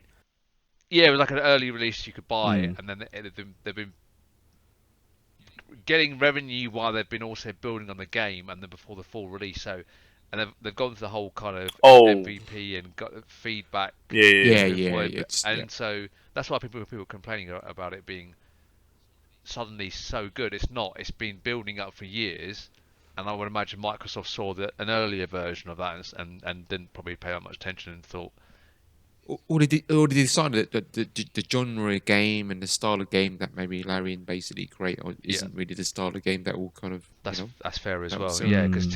Yeah. turn-based, so it's a kind of Dungeons and Dragons turn-based type thing. It's probably had a It's not Yeah, everybody's you've flavor got of to yeah, the game. be exactly. the right sort of player for that sort of game, really. It's not everyone's bag. Yeah, that's true. But that going off on a tangent, I think that game hit all the notes with quality, performance, the quality in terms of performance, narrative, Mm. lack of microtransactions, um, not over marketed at a time where other games were just been taking the piss Yeah, on all those yeah. fronts. It, Baldur's Gate is a massive PC Mm. franchise. It's got a massive PC history, and Larian are such a well-respected studio. It's just it's even if it wasn't for the Xbox itself, I'm actually a bit surprised they didn't try to do something for the PC variant of kind of Game Pass. Because Baldur's Gate, hmm, You would expect it to sell more on PC, wouldn't you? mm. yeah, you would. It's such a big name Mm. on PC. Mm. When you say Baldur's Gate, you just okay, Baldur's Gate. Yeah, I mean, I've not really You know, played many of them, but I know about Baldur's Gate 1 and 2, so... Yeah, and yeah, maybe it's because I don't know. Maybe they're also timing it in terms of when they were expecting Starfield to have come out, and I think Mm. some of Starfield's letdown was because Baldur's Gate 3 came out first. It was because everyone had seen it and seen the quality of it versus how bug-ridden Starfield still was in comparison. yeah, correct. Yeah. I mean, the reviews Yeah, the reviews I've heard for Starfield is just that it's just boring, as well as because yeah. the bugs the people would like the bugs, don't they? It's In it's Bethesda games like expected. you do, yeah, expected, but they've always been the game doesn't like crash, but you get weird animations and people find them funny and they post on it and laugh about it. It's kind of a known thing. But I think my understanding it was people who don't like it find it just boring Mm. and it hasn't really moved any. There's not very little Yep, innovation. yep. Mm. The other thing that I would say connected is that obviously we're saying Baldur's Gate was quite a comparably inexpensive Game Pass. But I think there was other things that came out of the actual leak, and talking to more kind of AAA games, other AAA games, and to get those guys, it was hundreds of millions. You know, and I think what it kind of like said is it's not inexpensive for Microsoft to get stuff on Game Pass. You know, so I'll kind of like conclude it with that, and maybe that's another conversation for another day also. You know, because we've got a bit more, let's say, information and telemetry in terms of how expensive is it to get something on Games Pass. Now, we definitely have. For this section of this talk, I'll just conclude it with an email that Phil Spencer had sent to his boss, the Microsoft CEO, Nadella, and it's basically to say we have a better product, and it's quite humid. It's quite humorous, I would say. I mean, Phil Spencer had to convey he's not impressed by the PS5. And Phil Spencer described the Xbox Series X and S as a better product than what Sony has, not just on hardware, but equally important on the software platform and services. We have the ingredients for a winning plan. Today was a good day for us. And I think it's when they announced PS5 and all that sort of thing. Which I found, it's, I mean, to be honest, what else is the guy going to say? Yeah, if you're speaking to your boss. Yeah. And about your own product. It's quite interesting to hear the mindset. I've heard on certain YouTube channels where people have picked out the stupid comments that have been said by the outgoing PlayStation CEO. I forgot his name now. And he said Brian Jim, yeah, and he said some real goofy things, and even in some interviews been speaking about his cat with some reference to, and not even answering the question. So you can pick and choose and find all sorts of nonsense things that people have said, but the context is lost and all that type of thing. And I think that's with all of this Xbox leak stuff, you have to kind of take it with a bit of pinch of salt, don't you? And you do. It's not take it too seriously. What else is he really going to say, right? Exactly. We've got a shit product. Yeah. PlayStation are going to stomp all over us, and we're effed. We'll quit from the start. Yeah, I mean, I imagine during that time he was basically fighting for the Xbox's life. You know what I mean? Because there's always been ongoing talk about it. Them killing the product. Yeah. Coming back to this, what I'm saying is that we're laughing at Xbox now, but given that they've had the Activision deal go through, there's themes of PlayStation maybe overdoing it with their live service game, which is not in flavour now. All of this stuff that we're looking at now, the Xbox now, and this Adorably digital stuff, it might be the winning formula. But just at this point in time, we're laughing at it. Yeah, we don't know, right? Absolutely, we don't know. But it's interesting to see where their minds were at. We don't know obviously, if this is going to be the strategy going forward. It was one strategy they were looking at in a point in time. And with that said, let's move on. I mean, so obviously, getting to the main meat of the kind of leak. I mean, this whole Xbox Adorably all digital. I mean, it just seems to be that the Xbox is going to go, and I kind of rattle through some of these slides. It's going to go all digital. It's going to go diskless. Yeah. And they've got a hardware refresh called Brooklyn coming out. Same at Xbox Series X hardware. Obviously, with some kind of minor upgrades, they're giving their fans more love. Basically, a kind of it looks like the Apple. If you remember the Apple trash can design, yeah, that's it. Yeah, it's a round kind of cylindrical design. They're gonna have the updates to Wi-Fi and Bluetooth. They're gonna have a 6nm die shrink. So nothing really sensational there. Just on the Bluetooth changes, what does that actually give you? Are they just better compatibility with the but that's more reliability, I imagine. Okay. That sort of thing. It's with all these upgrades, it's always about reliability, bandwidth, and all that sort of thing. Yeah, but you, as a gamer, you hardly see much difference, really. Yeah, I mean, no, it will just work. And then they also said they're gonna have a refresh of the Xbox Series X. And again, same sorts of updates in terms of kind of Wi-Fi and Bluetooth. The design looked Form similar. factor, Similar, yeah, looks exactly the same. If I'm being honest, be surprised if it didn't kind of, you know, do the whole. I don't know if it's gonna have a be using a 6nm node, but they're gonna up the storage and that sort of thing. Still 299. So obviously they're not giving up on that form factor or the price point. And then new Xbox controller, and we're kind of saying it's kind of like Stadia, PS5, and Valve inspired, just because of like some of the feature set. So they've got more haptics, if you like.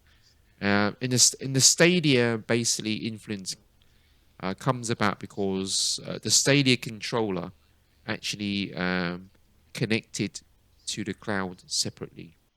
Oh, so this will, like, say for example you get Game Pass on TV in inbuilt app. This will connect directly to that. Yeah. Okay. Yeah, and I think the whole Stadia thing with connection to the it was to the browser, straight to Chrome, I think, wasn't it? Yeah, it was, but I think it was a dual Mm. latency. Yeah, so that's actually quite interesting. And two-tone design. I mean, it's like what do they call it? Sybil. Two-tone design promises modular thumbsticks that many PlayStation owners will know about. Lift to wake sounds quite interesting, and precision haptic feedback. Like I guess the Steam controller. Or the PlayStation DualSense. Yeah, and then they kind of like leaked kind of, I don't know what to call it. I think it's just basically a milestone plan, really. They actually kind of considered ARM earlier on. Yeah, moving away from x86, and it's just a roadmap for, I guess, for the next iteration of Xbox. Do you think these leaks were purposeful? No, Are you sure? What makes you so certain about I guess because it's so unsurprising. that? As in, there's nothing. There's Yeah, nothing. It's all yeah, dull. there's nothing here that says to me that's a surprise. Nothing at all, right? Because the Xbox Series X going, all digital, not a surprise. Yeah, the spec of the thing and what they have in it, not a surprise. The fact they're going to carry on with Series S, not a surprise. Even the controller and what it has in it, given that Xbox have, let's say, their cloud gaming offering, they're having, let's say, their cloud gaming offering on Samsung TVs out of the box. They've got a product coming out which is effectively specifically for that. It doesn't surprise me that they've got a controller like this, because this controller is built for cloud gaming effectively. Is what I'm thinking. Yeah. Because it works very similar to Stadia. Interesting they've gone with the white on there to make it look very Yeah. PlayStation-esque. Yeah, but we'll make it look very kind of Series S esque. I suppose so. Yeah. But white's the new black, as you know. Yeah. The roadmap doesn't surprise me because why not ask the question?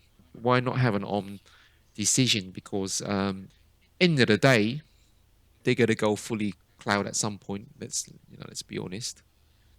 The whole backwards compatibility thing is a question, sure, but they've sort of lost the hardware race, haven't they? So whether they're backwards compatible or not feels like less of a thing for them than the person who's in the lead. So they can afford to make kind of like bigger changes. And it just seems kind of quite reasonable as a timeline. And then when I move on, yeah, they've already said that they don't really have any mid-gen plans in terms of a pro version of their hardware, but they'll refresh it like everybody else. So this leak seems very plausible. I would say it's plausible because it's It's really not. It's quite It's conservative. the standard stuff that you should be doing anyway. Yeah. Yeah, and if you asked yourself what you thought they might do, I mean, before the leak came out, it would be exactly this. What else was leaked? The new Xbox, the new Xbox being a cloud hybrid for 2028. What does that do you mean? That's an interesting one. I'm not sure if I'm being totally honest with you. Yeah, I don't know if you guys remember Crackdown 3. Yeah, when yeah, the, I do, X, yeah. I was literally gonna bring that up. Yeah. I guess connected to some of the kind of like technology we saw there. But I'm so skeptical of it, if you know what I mean. Because I can get my head around cloud gaming where all they're doing is pushing down video. What else could you do with this? I don't know. So for go. Sorry, yeah. Go on, Jake. Go for it. No, go on. You No, I go. was thinking the cloud hybrid. That's probably something along the lines of, rather than, because of the way they're moving, again, more to sort of cloud services, but maybe it's half and half. Maybe it's one of those that you don't have all the processing in your console, you don't have all the compute in the cloud server, but it's half and half. That's the only thing I can think of, but it seems a bit weird. I'm not even sure what that actually Yeah, means. yeah. That's the question I'm asking. What does it actually mean? Because I think it means, let's take Crackdown. You've got, for argument's sake, your main character and your short-term site of where you're playing, buildings or whatever, or vehicles, that's locally processed, and the background might be processed in the cloud. But then you're having to actually do the game design, the game engine built on the same way that's split across the cloud and locally. It all becomes complicated to build and maintain and manage. I'm of the thinking it's either binary. It's all on the console, or it's all on the cloud. There's half businesses. Yeah, that would be the I don't think easy it's to proven. understand, wouldn't it? I don't think it's proven, and yeah, I'm not really sure. I mean, a hybrid cloud games, hybrid. What are they saying? Cloud hybrid. What does that actually mean? I mean, exactly. Today, cloud gaming is just about pushing down some video to you. But if they said we've got like a Xbox puck that looks like the Apple TV, where the UI elements are kind of processed locally, so you get that kind of nice experience of popping in and out the menus and replays and recording is, I don't know, these extra peripheral stuff that looks all smooth, but the actual game, when you play the game, it's all rendered in the cloud. Then maybe that's a hybrid. In the same way that happens now on Apple TV, you are the navigation is all done in the park, but then you're streaming the video from the cloud, and it's all kind of the rendering's done on the server side, isn't it? So that is probably technically a hybrid in a way. But could you do part of what the game engine does, and then kind of push down the data? Yeah, well, I mean, guess what you could do know is what I mean? something that's a bit more halfway house than just streaming video, because maybe they're struggling with 4K 60 frames over your broadband connection, and maybe there's like just how it's a more encrypted way of sending instructions rather than just the full output of the image, and maybe there's a halfway that is partly processed. I don't know. Sounds way too complex for. That's what I'm saying to you. It's either, I think it's binary in the cloud or not in the cloud. Well. Yeah, it's interesting. I think this is something to think about, really, because it's. I mean, the only other thing I can think of is something like, okay, let's assume, okay, with what they're playing with Gen AI, right? And you've got your NPCs who are all, standard text, which is all stuck within a preset of instructions and dialogue, kind of pre-downloaded. But you may be able to send that instruction up to something that then can generate the Gen AI response, maybe. But like, maybe. do. When games are going to be using more AI in terms of the graphical optimization and the AI in the game model, it makes sense for all of that to be processed on the actual cloud server, and all you're sending back is the actual pixels that need to be presented on the screen, because that's where you'll get the increased chance of reducing the latency. And then, all you're sending back is the actual I've received the pixel, and here's the controller button's been pressed, and that's it. I mean, the way it used to work with, I mean, even just, you know, if you forget the fact that you may need to use the server to do a bit of rendering. If you take multiplayer games and servers, all they do is take like positional information and other things and process collisions and other things, right? So you can pass. You don't necessarily have to pass down the pixels. You can just pass down just some text, the response, right? So you could do something that is much more efficient than sending down 4K images at 60 frames, because the text is just a singular output. So I think, I don't know. I'm clutching at straws at what they're doing here. Yeah, I mean, maybe it's got nothing to do with graphics at all.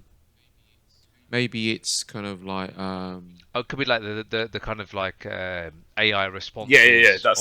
Could be characters. response. Yeah. Okay. Yeah. Yeah, could be all of that sort of thing, really, and you know that's where the halfway house comes. You know, Yeah, maybe. Yeah. difficult to kind of get your head around, really. But someone's out there who's a lot smarter than we are, kind of like thinking about this. That's for sure.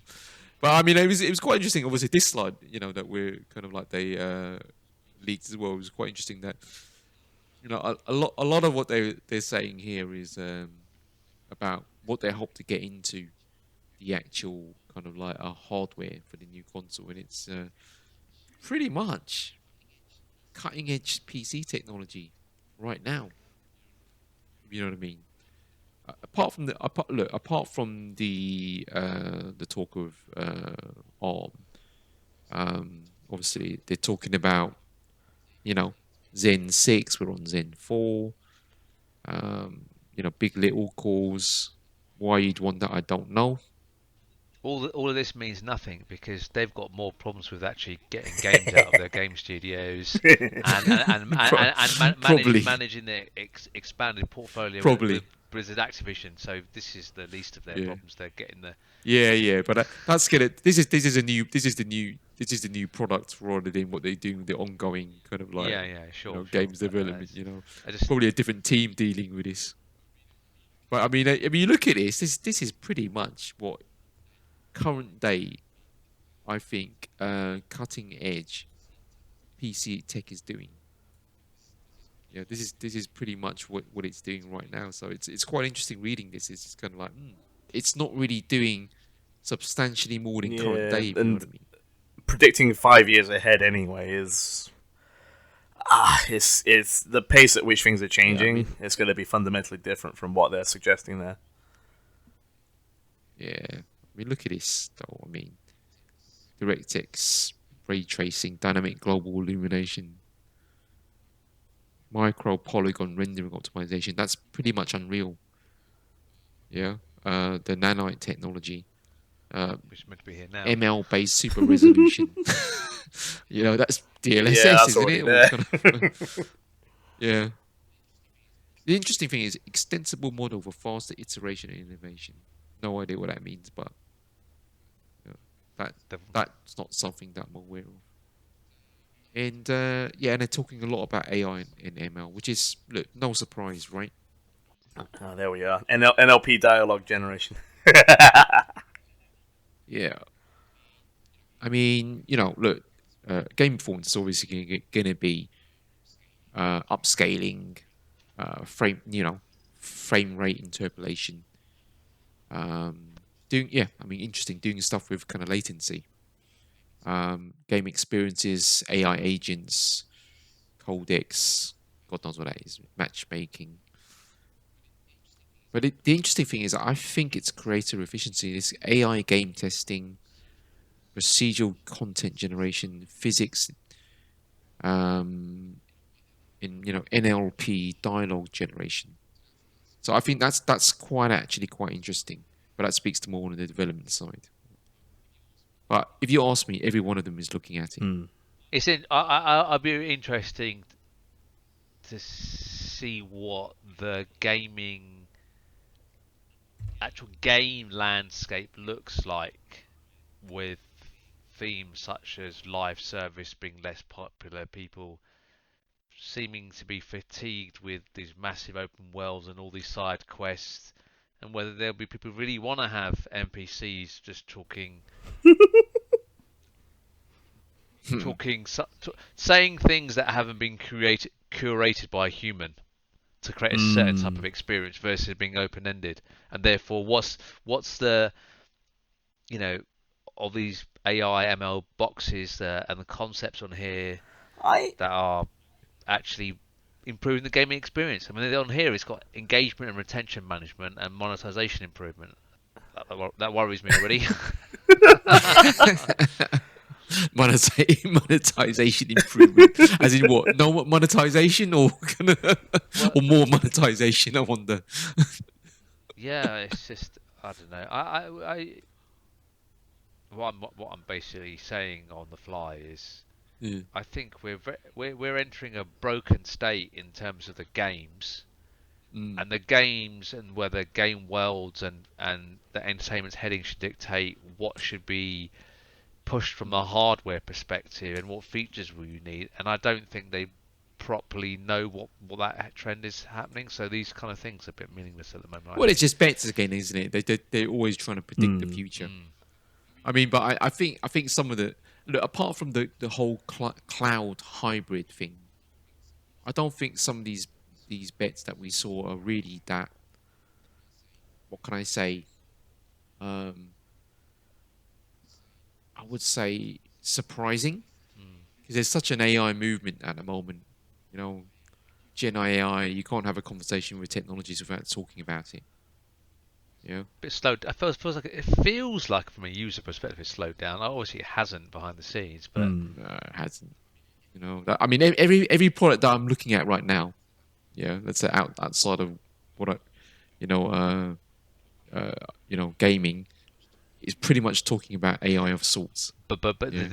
the difference is it what they were doing before? They've just repackaged and marketed it as AI and ML, but Yeah, I that mean, game being played, isn't it? It's a yeah, that's right. It is pretty much. I feel like that. You know, where you could just kind of put that kind of AI ML kind of like label on it, and you actually get away with it. yeah. People put the titles on all Yeah. MI AL expert on all over LinkedIn. Yeah, exactly. Well, anyway, that's the leaked roadmap, which in my mind doesn't sound totally far fetched. But let's conclude this segment by just saying, well, what the WTF is the strategy. So it looks like they're going digital, which means diskless. Um, so for people who are old school in like physical media, not the greatest, thing to happen. That's a red herring for me, but because They're definitely going cloud centric. Game Pass is their strategy anyway, so that kind of means Exactly, that exactly. What's the surprise, right? yeah, They're digital anyway. Yeah. exactly. Yeah. They're going cloud centric again. No real surprise there. And well, I'm guessing, but it's gonna probably be more acquisitions at some point. That's for sure. I guess what I'm trying to say here, what is the strategy? Well, it's not a surprise. The strategy is Game Pass. And all we're seeing with this, with these leaks are, yeah, the strategy is Game Pass. They're slowly but surely weaning people off what a traditional games console is. And maybe everybody's going to do that, but it's in Microsoft's interest to do that before anybody else, Exactly. if you ask me. The Blizzard Activision deal changes everything now because they've got critical mass in terms of gaming brands and studios to just to get the volume of games and Game Pass coming out, even if they're not even innovative and they're just like another recut of Call of Duty or some big patch for Overwatch 2, that people are going to go, yes, I'll just go Game Pass. It doesn't make sense now for me to spend 60, 70 quid on one game. I just do Game Pass, pay, obviously the prices will Yeah. go up, I'll pay £200 a year. I'm And happy. certainly in the short to medium term, you know, you can play all the games that you play now and they're all there. Why wouldn't you? You know, if you're a basically COD player and and I don't think that's happened just yet, right? Let's keep that in mind that some of the Activision and Blizzard games haven't actually appeared on Game Pass as yet. Yeah, but you'd be foolish to think that wouldn't happen. But if I was that player, I would say, well, yeah, why would I bother? You know, why spend 60, 70 pounds a year, you know, on this one game that I'm just playing? Yeah, why not just kind of like get Game Pass? How many games? So how much is Game Pass at the moment? It's 10, £11 a month. Something like that, yeah. So you're spending, like 120 odd. Let's say, Yeah. let's say the price goes up, what, another 20%. So and let's say you were paying like 140, 150 a year. That's like buying 2 or 3 games a year, which, we easily do that at the moment. Yeah. So it's kind of making sense, isn't it? Of money, but It's kind of interesting as well that COD hasn't made its way into Game Pass yet, right? So they haven't pushed the button on that yet. they've already said they are going to. They're just Waiting for the deal to get all sorted, I think. Yeah. yeah. Yeah. But COD 3 is already flopping already, isn't it? Yeah, that's the other thing, isn't it? I mean, gaming IPs, time in the sun doesn't last forever, but what they've probably bought is capability. Oh yeah, 100%. Yeah. To get, Like all these getting games out. like Sledgehammer and High Moon Studios. These guys have meant to be well-rated kind of support studios. I think that's. I think Activision has got quite a lot of those cross-gaming capability, which is, I think. Absolutely. Guys, say there was a job opening at Xbox, and Spencer decided to go on his merry way and do something else. If you got the job, what would you do? If anything, what would you That change? feels like a whole topic on its own. Just say 3 things each or one thing. Between 1 or 3 things each. Let's call it that. What would you do? I'm ready to go first. I would pivot every studio to stop doing live service and churning out games every year, the ones that are, because there's no need to now. You don't need to. They don't need to come out with the same level of content to justify the reduction in overall money coming in, because the studios aren't selling a £70 game. There's less money coming. There'll be less money coming in per studio per game, but as a whole overall strategy, it's about getting the gamers on Game Pass longer term with a sustained strategy of revenue coming in. I think that allows me as a leader to say, right, let's make platforms, let's reduce the frequency but increase the quality of the games. Yeah. I would move Call of Duty to 1 game studio working on it rather than 2 just kind of flipping, and have a game come out, have a smaller update every year, or have more consistent updates, quality, new, like real innovation. I would let more product people run the company than the numbers people, because that's the balance that's completely out of whack. I would have a joint consortium of community leads for games be part of defining how the product should be shaped more so than it is now, because it's all very much we're listening, but we'll give you what we want because we think we get the most money on selling the product, and then we'll ram microtransactions down your throat. I would kill I would reduce the microtransaction element of it and the greed element, and I would play the longer game of Game Pass quality Mm.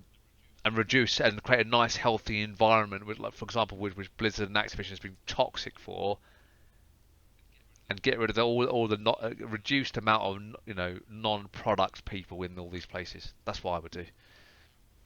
Al? So I've had a moment to think. Obviously not a long amount of time to think about it, but still, I would probably do something along the lines of short-term wise, I would take advantage of the Activision Blizzard IP as much as I can to use that in terms of services. So there's stuff like, I'm sure there's like StarCraft stuff that could be definitely reused as an IP, which is huge, which has missed the boat quite a few times from a Blizzard perspective. Activision, definitely just make sure you get COD kind of correct, and kind of aligned across. I agree with the same to Jay's idea around the single studio around it. There's always this. That's why I stopped playing COD ages ago. There was a pattern that the one studio that was creating the one in between would always be just the quality of it was just different. The feel of it as a COD was completely different. You just want to make it consistent as best as possible. And then I'd probably do something like, they've got so much stuff that they've got from Microsoft as a wider company and the Gen AI side of things. I would go all in on trying to create something along the lines of taking advantage of Gen AI to create games in some way, whether it's an engine or whether it's something else that just speeds up the whole process. They'll still need lots of people in the near term, and they've got so many studios to help with the quality angle to make sure that it works in the near term. But your mid to long should then be a strategy of making a cheaper method to create games and using AI as your advantage, plus the wider company in terms of Microsoft. That's what I would do. Okay, and I think I have my say. What I would do is get the hell out of the console hardware market if I were them, and I would go hell for leather, and I would try and get Game Pass on PlayStation and Nintendo consoles as quickly as possible, and I would pay through the nose for that if I had to do that. That's what I would do, and because now they've got let's say a nucleus of titles that Sony and maybe Nintendo might want, not so much Nintendo, but definitely Sony would want. That's what I would do, because that is ultimately, I think, where Game Pass needs to end up. There doesn't need to be an Xbox console. The Xbox is actually the kind of digital service. That's the branding they need. Not Game Pass. It's Xbox Game Pass, and that's a content delivery service. That's it. But don't you think? Let's take another analogy. Sky. They were resistant to originally getting Netflix, and maybe not Disney Plus because that was later in the day, but getting Netflix or Amazon Prime on their box. Because it fully competes with the attention of people watching their own stuff on Sky Atlantic. They've now ended up in a place where in order to retain their people, they've got the apps and sell those packages as part of their deals, and rely on like Sky Sports, which is their own black stuff. But why would Nintendo and PlayStation want Xbox service on their consoles when it's taking away eyes from their products? It just never will make sense for me. There's too much content already. People don't have time. That's right. That's true. But I genuinely think that's where Microsoft want to be. I genuinely think that. Whether it's not about what PlayStation or Nintendo's strategy is or what they want. The question is, where would Microsoft like to be? Yeah. Okay. Yeah. What's their strategy? Yeah. No. So remember, you're flipping it around the other way. They would try. I'm agreeing. They would try, but I think it's where they realistically land is Samsung, TVs, LG TVs, their apps on there. Game Pass is available on there. You buy I don't know, an iPhone, you get Game Pass 6 months free. You buy a Tesla, the car's not being driven, you've parked up, Game Pass can be played on the screen with that controller, that type of thing. Back of an aeroplane, Game Pass available there. You bring your own controller. Yeah. I think we underestimate how much money someone like a Sony is making from in-game content purchases. Ooh, we're going back to the whole Yeah. That's what I'm trying to say platform here. Right? monetization. Right, that's what I'm trying to say, right? It's whether it's look, whatever the strategy is, right? It's got necessarily absolutely nothing even to do with kind of like Sony Nintendo. But I kind of honestly feel Xbox's long game is to be hardware agnostic and just have their shit everywhere, right? The only carrot they can give to kind of Sony at the moment is that you guys make a shed load of money on in-game content, and you want to carry on doing that, we'll give you a cut of that. Yeah, as long as we can get Game Pass there. It may amount to nothing. Yeah, but that is literally. But the That's numbers will definition speak. of Trojan Yeah. horse, isn't it? That's right. That is. But I mean, the choices become limited when you don't have the content yourself. Yeah. So it's all about the give and take, right? The balance between what you make and what you don't make, and that sort of thing. I agree with you with it. They're going to try, but I just think that it's never going to happen. Yeah. I think the other thing missing, and I was kind of adding to what I said before, and I'm inspired by you both, is I think it's not necessarily just about coming off hardware and becoming multi-platform in terms of delivery. I think they need to become, at least from their Xbox brand, is become an entertainment company. It has more legs longer. I think Nintendo is doing that, and I think PlayStation's doing that, and I think Xbox needs to do that. Yeah. So what are your long living mascots? What's the cultural hook? They've got no cultural hook other than Xbox, who was great during the 360 era, and then Halo. That's the problem with there's no. That's the problem. Yeah, and that's the missing thing. I think I'll be so surprised if they're not buying Activision Blizzard and going, right, let's bring out Spyro the Dragon, let's make him into the next version of what he needs to be. Let's make Tony Hawk into a god for new version of skateboarding games or whatever it may be. Like, let's create a character for music game Guitar Heroes, and let's have that person around.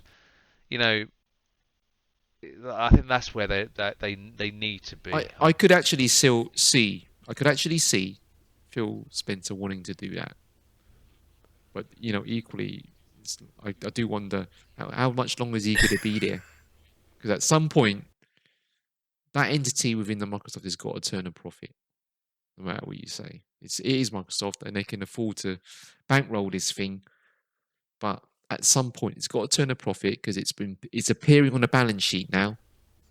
Yeah, it's not this little hidden away, kind of second tier entity within Microsoft. And I reckon he's got what? Obviously, he would have been pushing for the Activision Blizzard deal.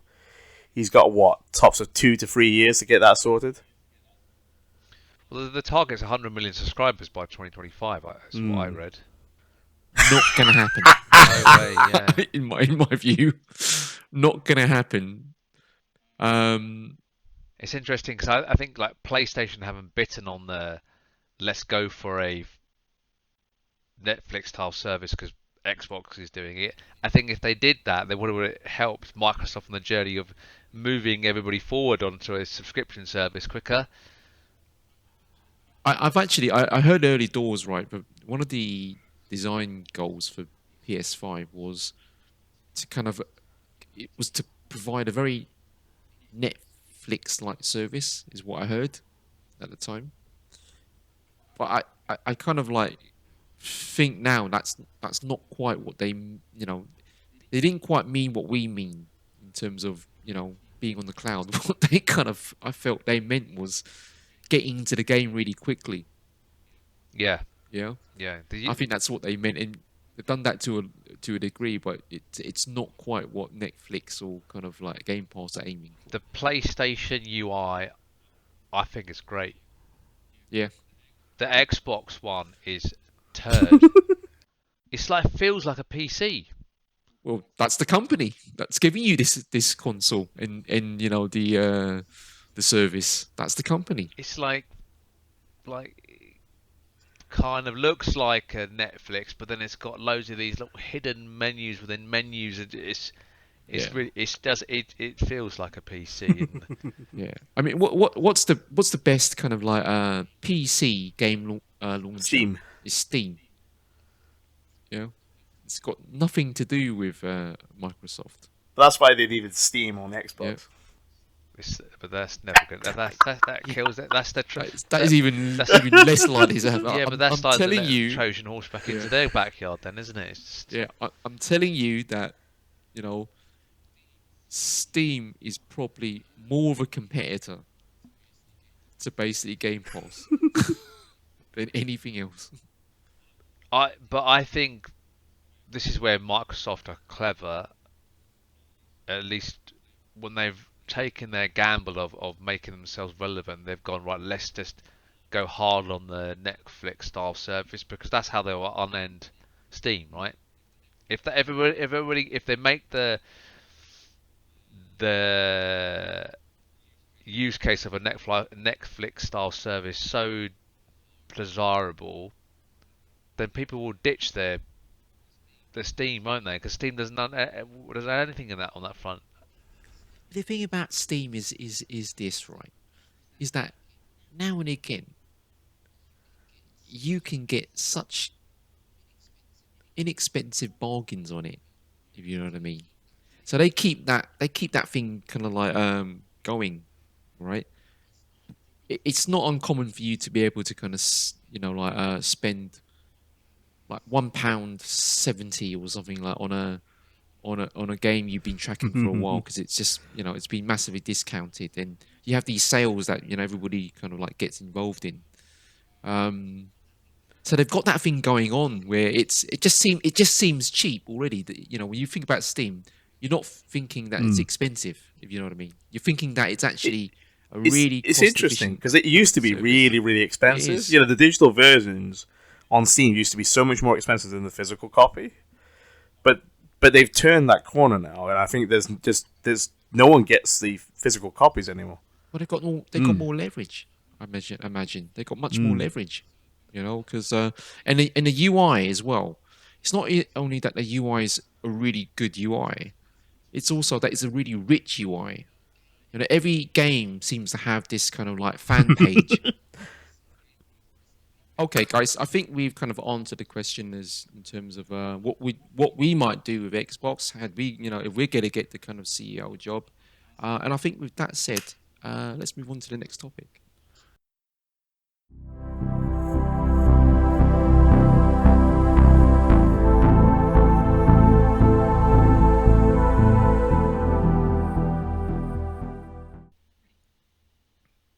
All right, guys, it's come to that time in the podcast where I've got to ask my regular question.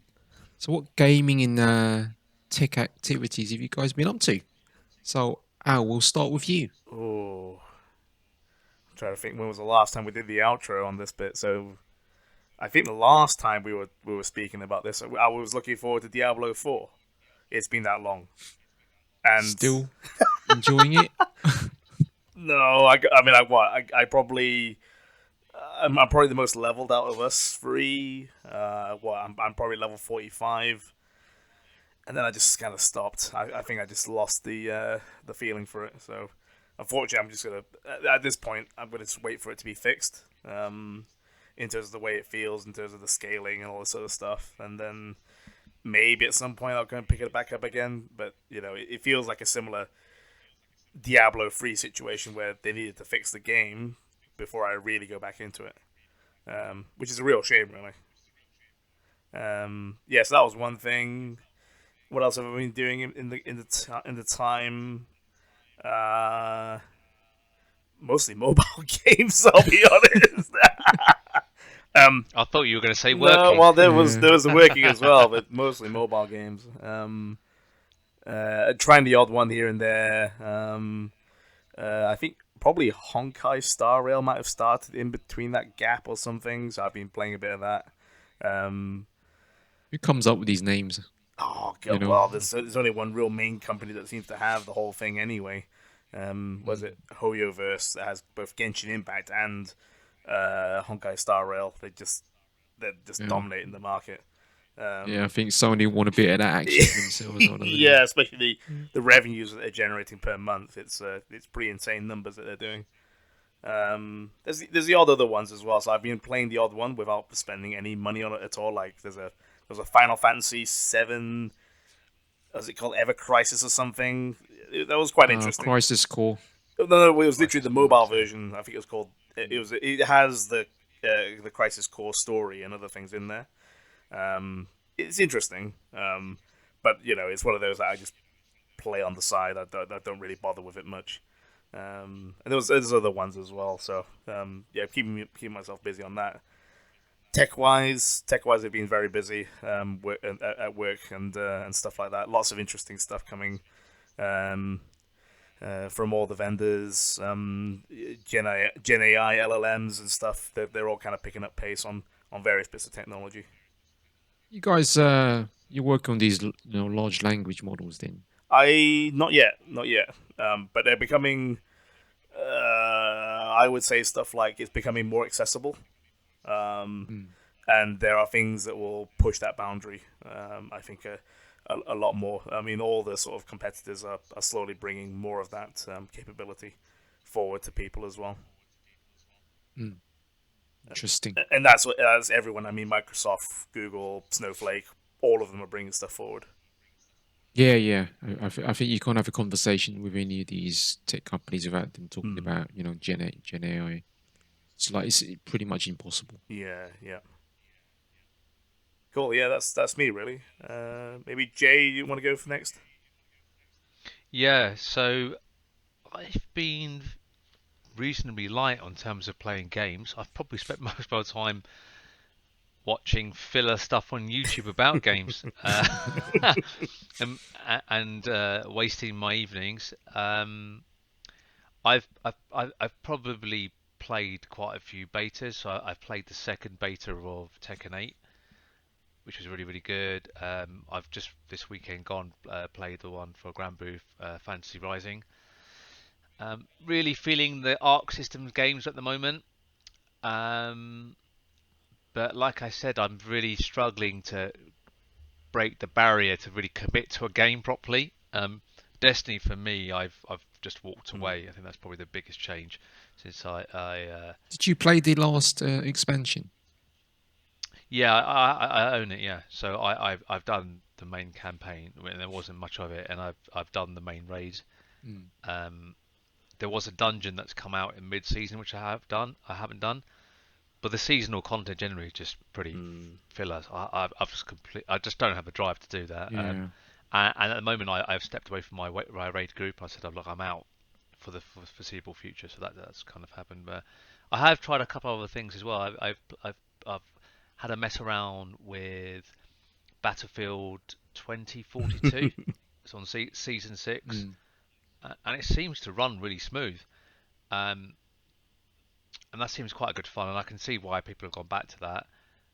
For me, there's too much gap between spawning and actually being involved in the action, which is kind of the thing why I don't like battle royale. So I'm probably not going to play it So again. I it's want to size give of that a maps go. and that sort of thing. Yeah, exactly. But I can see the appeal because the map has 100. Some of the maps have 128 people playing live, and you Yeah. see people like blowing up planes and helicopters, and it seems pretty cool. It's come a long way, Um, hasn't it, about Battlefield? I tell you, when it was released, the consensus was buggy, rubbish mess. exactly. Yeah. No, it seems pretty solid now. And then with my kids, I've been playing. Uh, FC 24, that's the first FIFA I've bought in a couple of years, Oh. actually, only because my son is almost 6 and he's obsessed with football. Played a little bit of Smash Brothers, seem to still enjoy that, and I've just recently got my daughter back into Animal Crossing. I think when I bought it for her about a year ago, she didn't really have the patience to sit down, but she's really into it now, so that's quite nice to see. So yeah, I'm just passing on the baton to the kids and getting them into games, and started watching Star Wars from the beginning as well, and they're Nice. completely obsessed with it. Nice. We're Nice. halfway through Return of the Jedi. When you say from the beginning, I was going to say of the originals, or for the sort of Phantom Menace beginning. No, I started from the originals, but it was the digitally remastered ones that came out in. They still look surprisingly good for their age. Oh, they're really good. Yeah. They're really good. And I'll send you a clip as well. I specifically recorded the 2.5 minute section where Darth Vader says to Luke, "I'm your father." Oh, and what's your kid's reaction? And I've got it. And my daughter was like, "No way!" Yeah. No I remember you way, saying what? that. And then my son was completely confused. He was like, "But I don't get it. Like, why would your daddy chop your hand off?" Yeah, Luke's reaction wasn't actually kind of like to quite confusing also. That's Exactly, yeah. So impossible. that's basically been me since we last spoke. So Brilliant. I was going to ask you one thing about Destiny. I mean, here the last chapter, I guess, in this particular saga for Destiny it's been delayed. So it hasn't officially been delayed. Right. Bungie have not said that. Alongside all the controversy about them letting 8% of their staff go, and in particular some veterans who've been with Bungie for 20 years, including 2 music directors that have done pretty much all the music. Yeah, that's amazing. I heard about that. Since Halo. Alongside all those rumours that were leaked by Jason Schreier from Bloomberg, he also said that they were going to delay the game by 3 months, but that's not been officially said. There's been 2 weekly, what they call TWOBs, which is like kind of their weekly blog, and normally whenever there's any news, good or bad, they communicate it, but they've not even spoke about a delay yet. So it's interesting. They're trying to find the leaker. No, I don't think they're going after the leaker. I think it's more of a case. It might be more than 2 months or 3 months. Yeah, could be. It's they're in a terrible position at the moment. 45% below expectations on the pre-orders. But we will. It depends if the segment goes into the stuff that we talked about, but. Yeah, I can't imagine anyone doing pre-orders anymore. Like, honestly, it's just the reliability of a AAA game coming out good on day one doesn't feel like it's there. But I think it's different for Destiny because they've been, at least the main expansions have been good enough not to not buy it, and they normally throw you in. Like if you pre-order now, you get a weapon you can use in the game now. That's good. And they'll give you some cosmetics, but the weapon in particular actually is not pay to win, but as in like it's a functional thing you can use now if you pre-order it. And they sneakily don't give you the dungeons unless it's part of the pre-order. Otherwise, you have to buy, which is the bulk of the season content really, after the main story drops for the DLC, which forces everybody to buy the whole year up front. So for them so what I'm basically saying is they typically do have quite a lot of pre-orders because there's only the dedicated people left, and for that to drop 45%, it's millions of it, isn't it? It's like millions of people walking away. Yeah, exactly. My God, I do hope that Sony PlayStation don't exactly follow the Bungie model for live services. They have to do this. Well, they will, won't they? Because they're using them for consult. Yeah. So why wouldn't they? So I just don't know. Is it good? Is it bad? I don't know. But it just. I think we should say that for another topic because there's a whole thing around 6 of the 12 are only going to make it down to 2025, and so. Yeah, that sounds realistic. No, actually, that doesn't even sound realistic. If 6 or 3 sounds Yeah, even realistic. 6. Exactly. Yeah. How about for yourself? What you've been Yeah, for me, busy with? I mean, obviously, dabbling in games. So before I lent my PlayStation out, I had I think Tekken 7 complete because I actually do want to play the new Tekken next year. So I was just kind of, I should say, I was just muddling through that, basically just trying to complete the story campaign. So having a bit of fun with that. Haven't played Tekken for a while. Also got myself Bloodstained, Mm. which is a 2D Castlevania. So I kind of like started kind of like messing around with that. Got the Any last. Got any good? um Bloodstained. I was on my hit list before on the PS4, but I never yeah got actually pulled yeah. the trigger. I gotta say, I mean, if you like, I mean, I've never been a huge Castlevania fan. I just decided to kind of get this because I heard good things about it. Hmm. Um, I think it's okay, but I don't love it. That's the thing, you know. Oh, okay. Yeah. Um, and what's the other thing? Yeah, Devil May Cry. Got the last one. I was quite a big Devil May Cry fan. Haven't even booted this one up. That's number 5, right? Yeah, yeah. That's still pretty good. But yeah, so as soon as I get my PS back, then I'll kind of like give that a shot.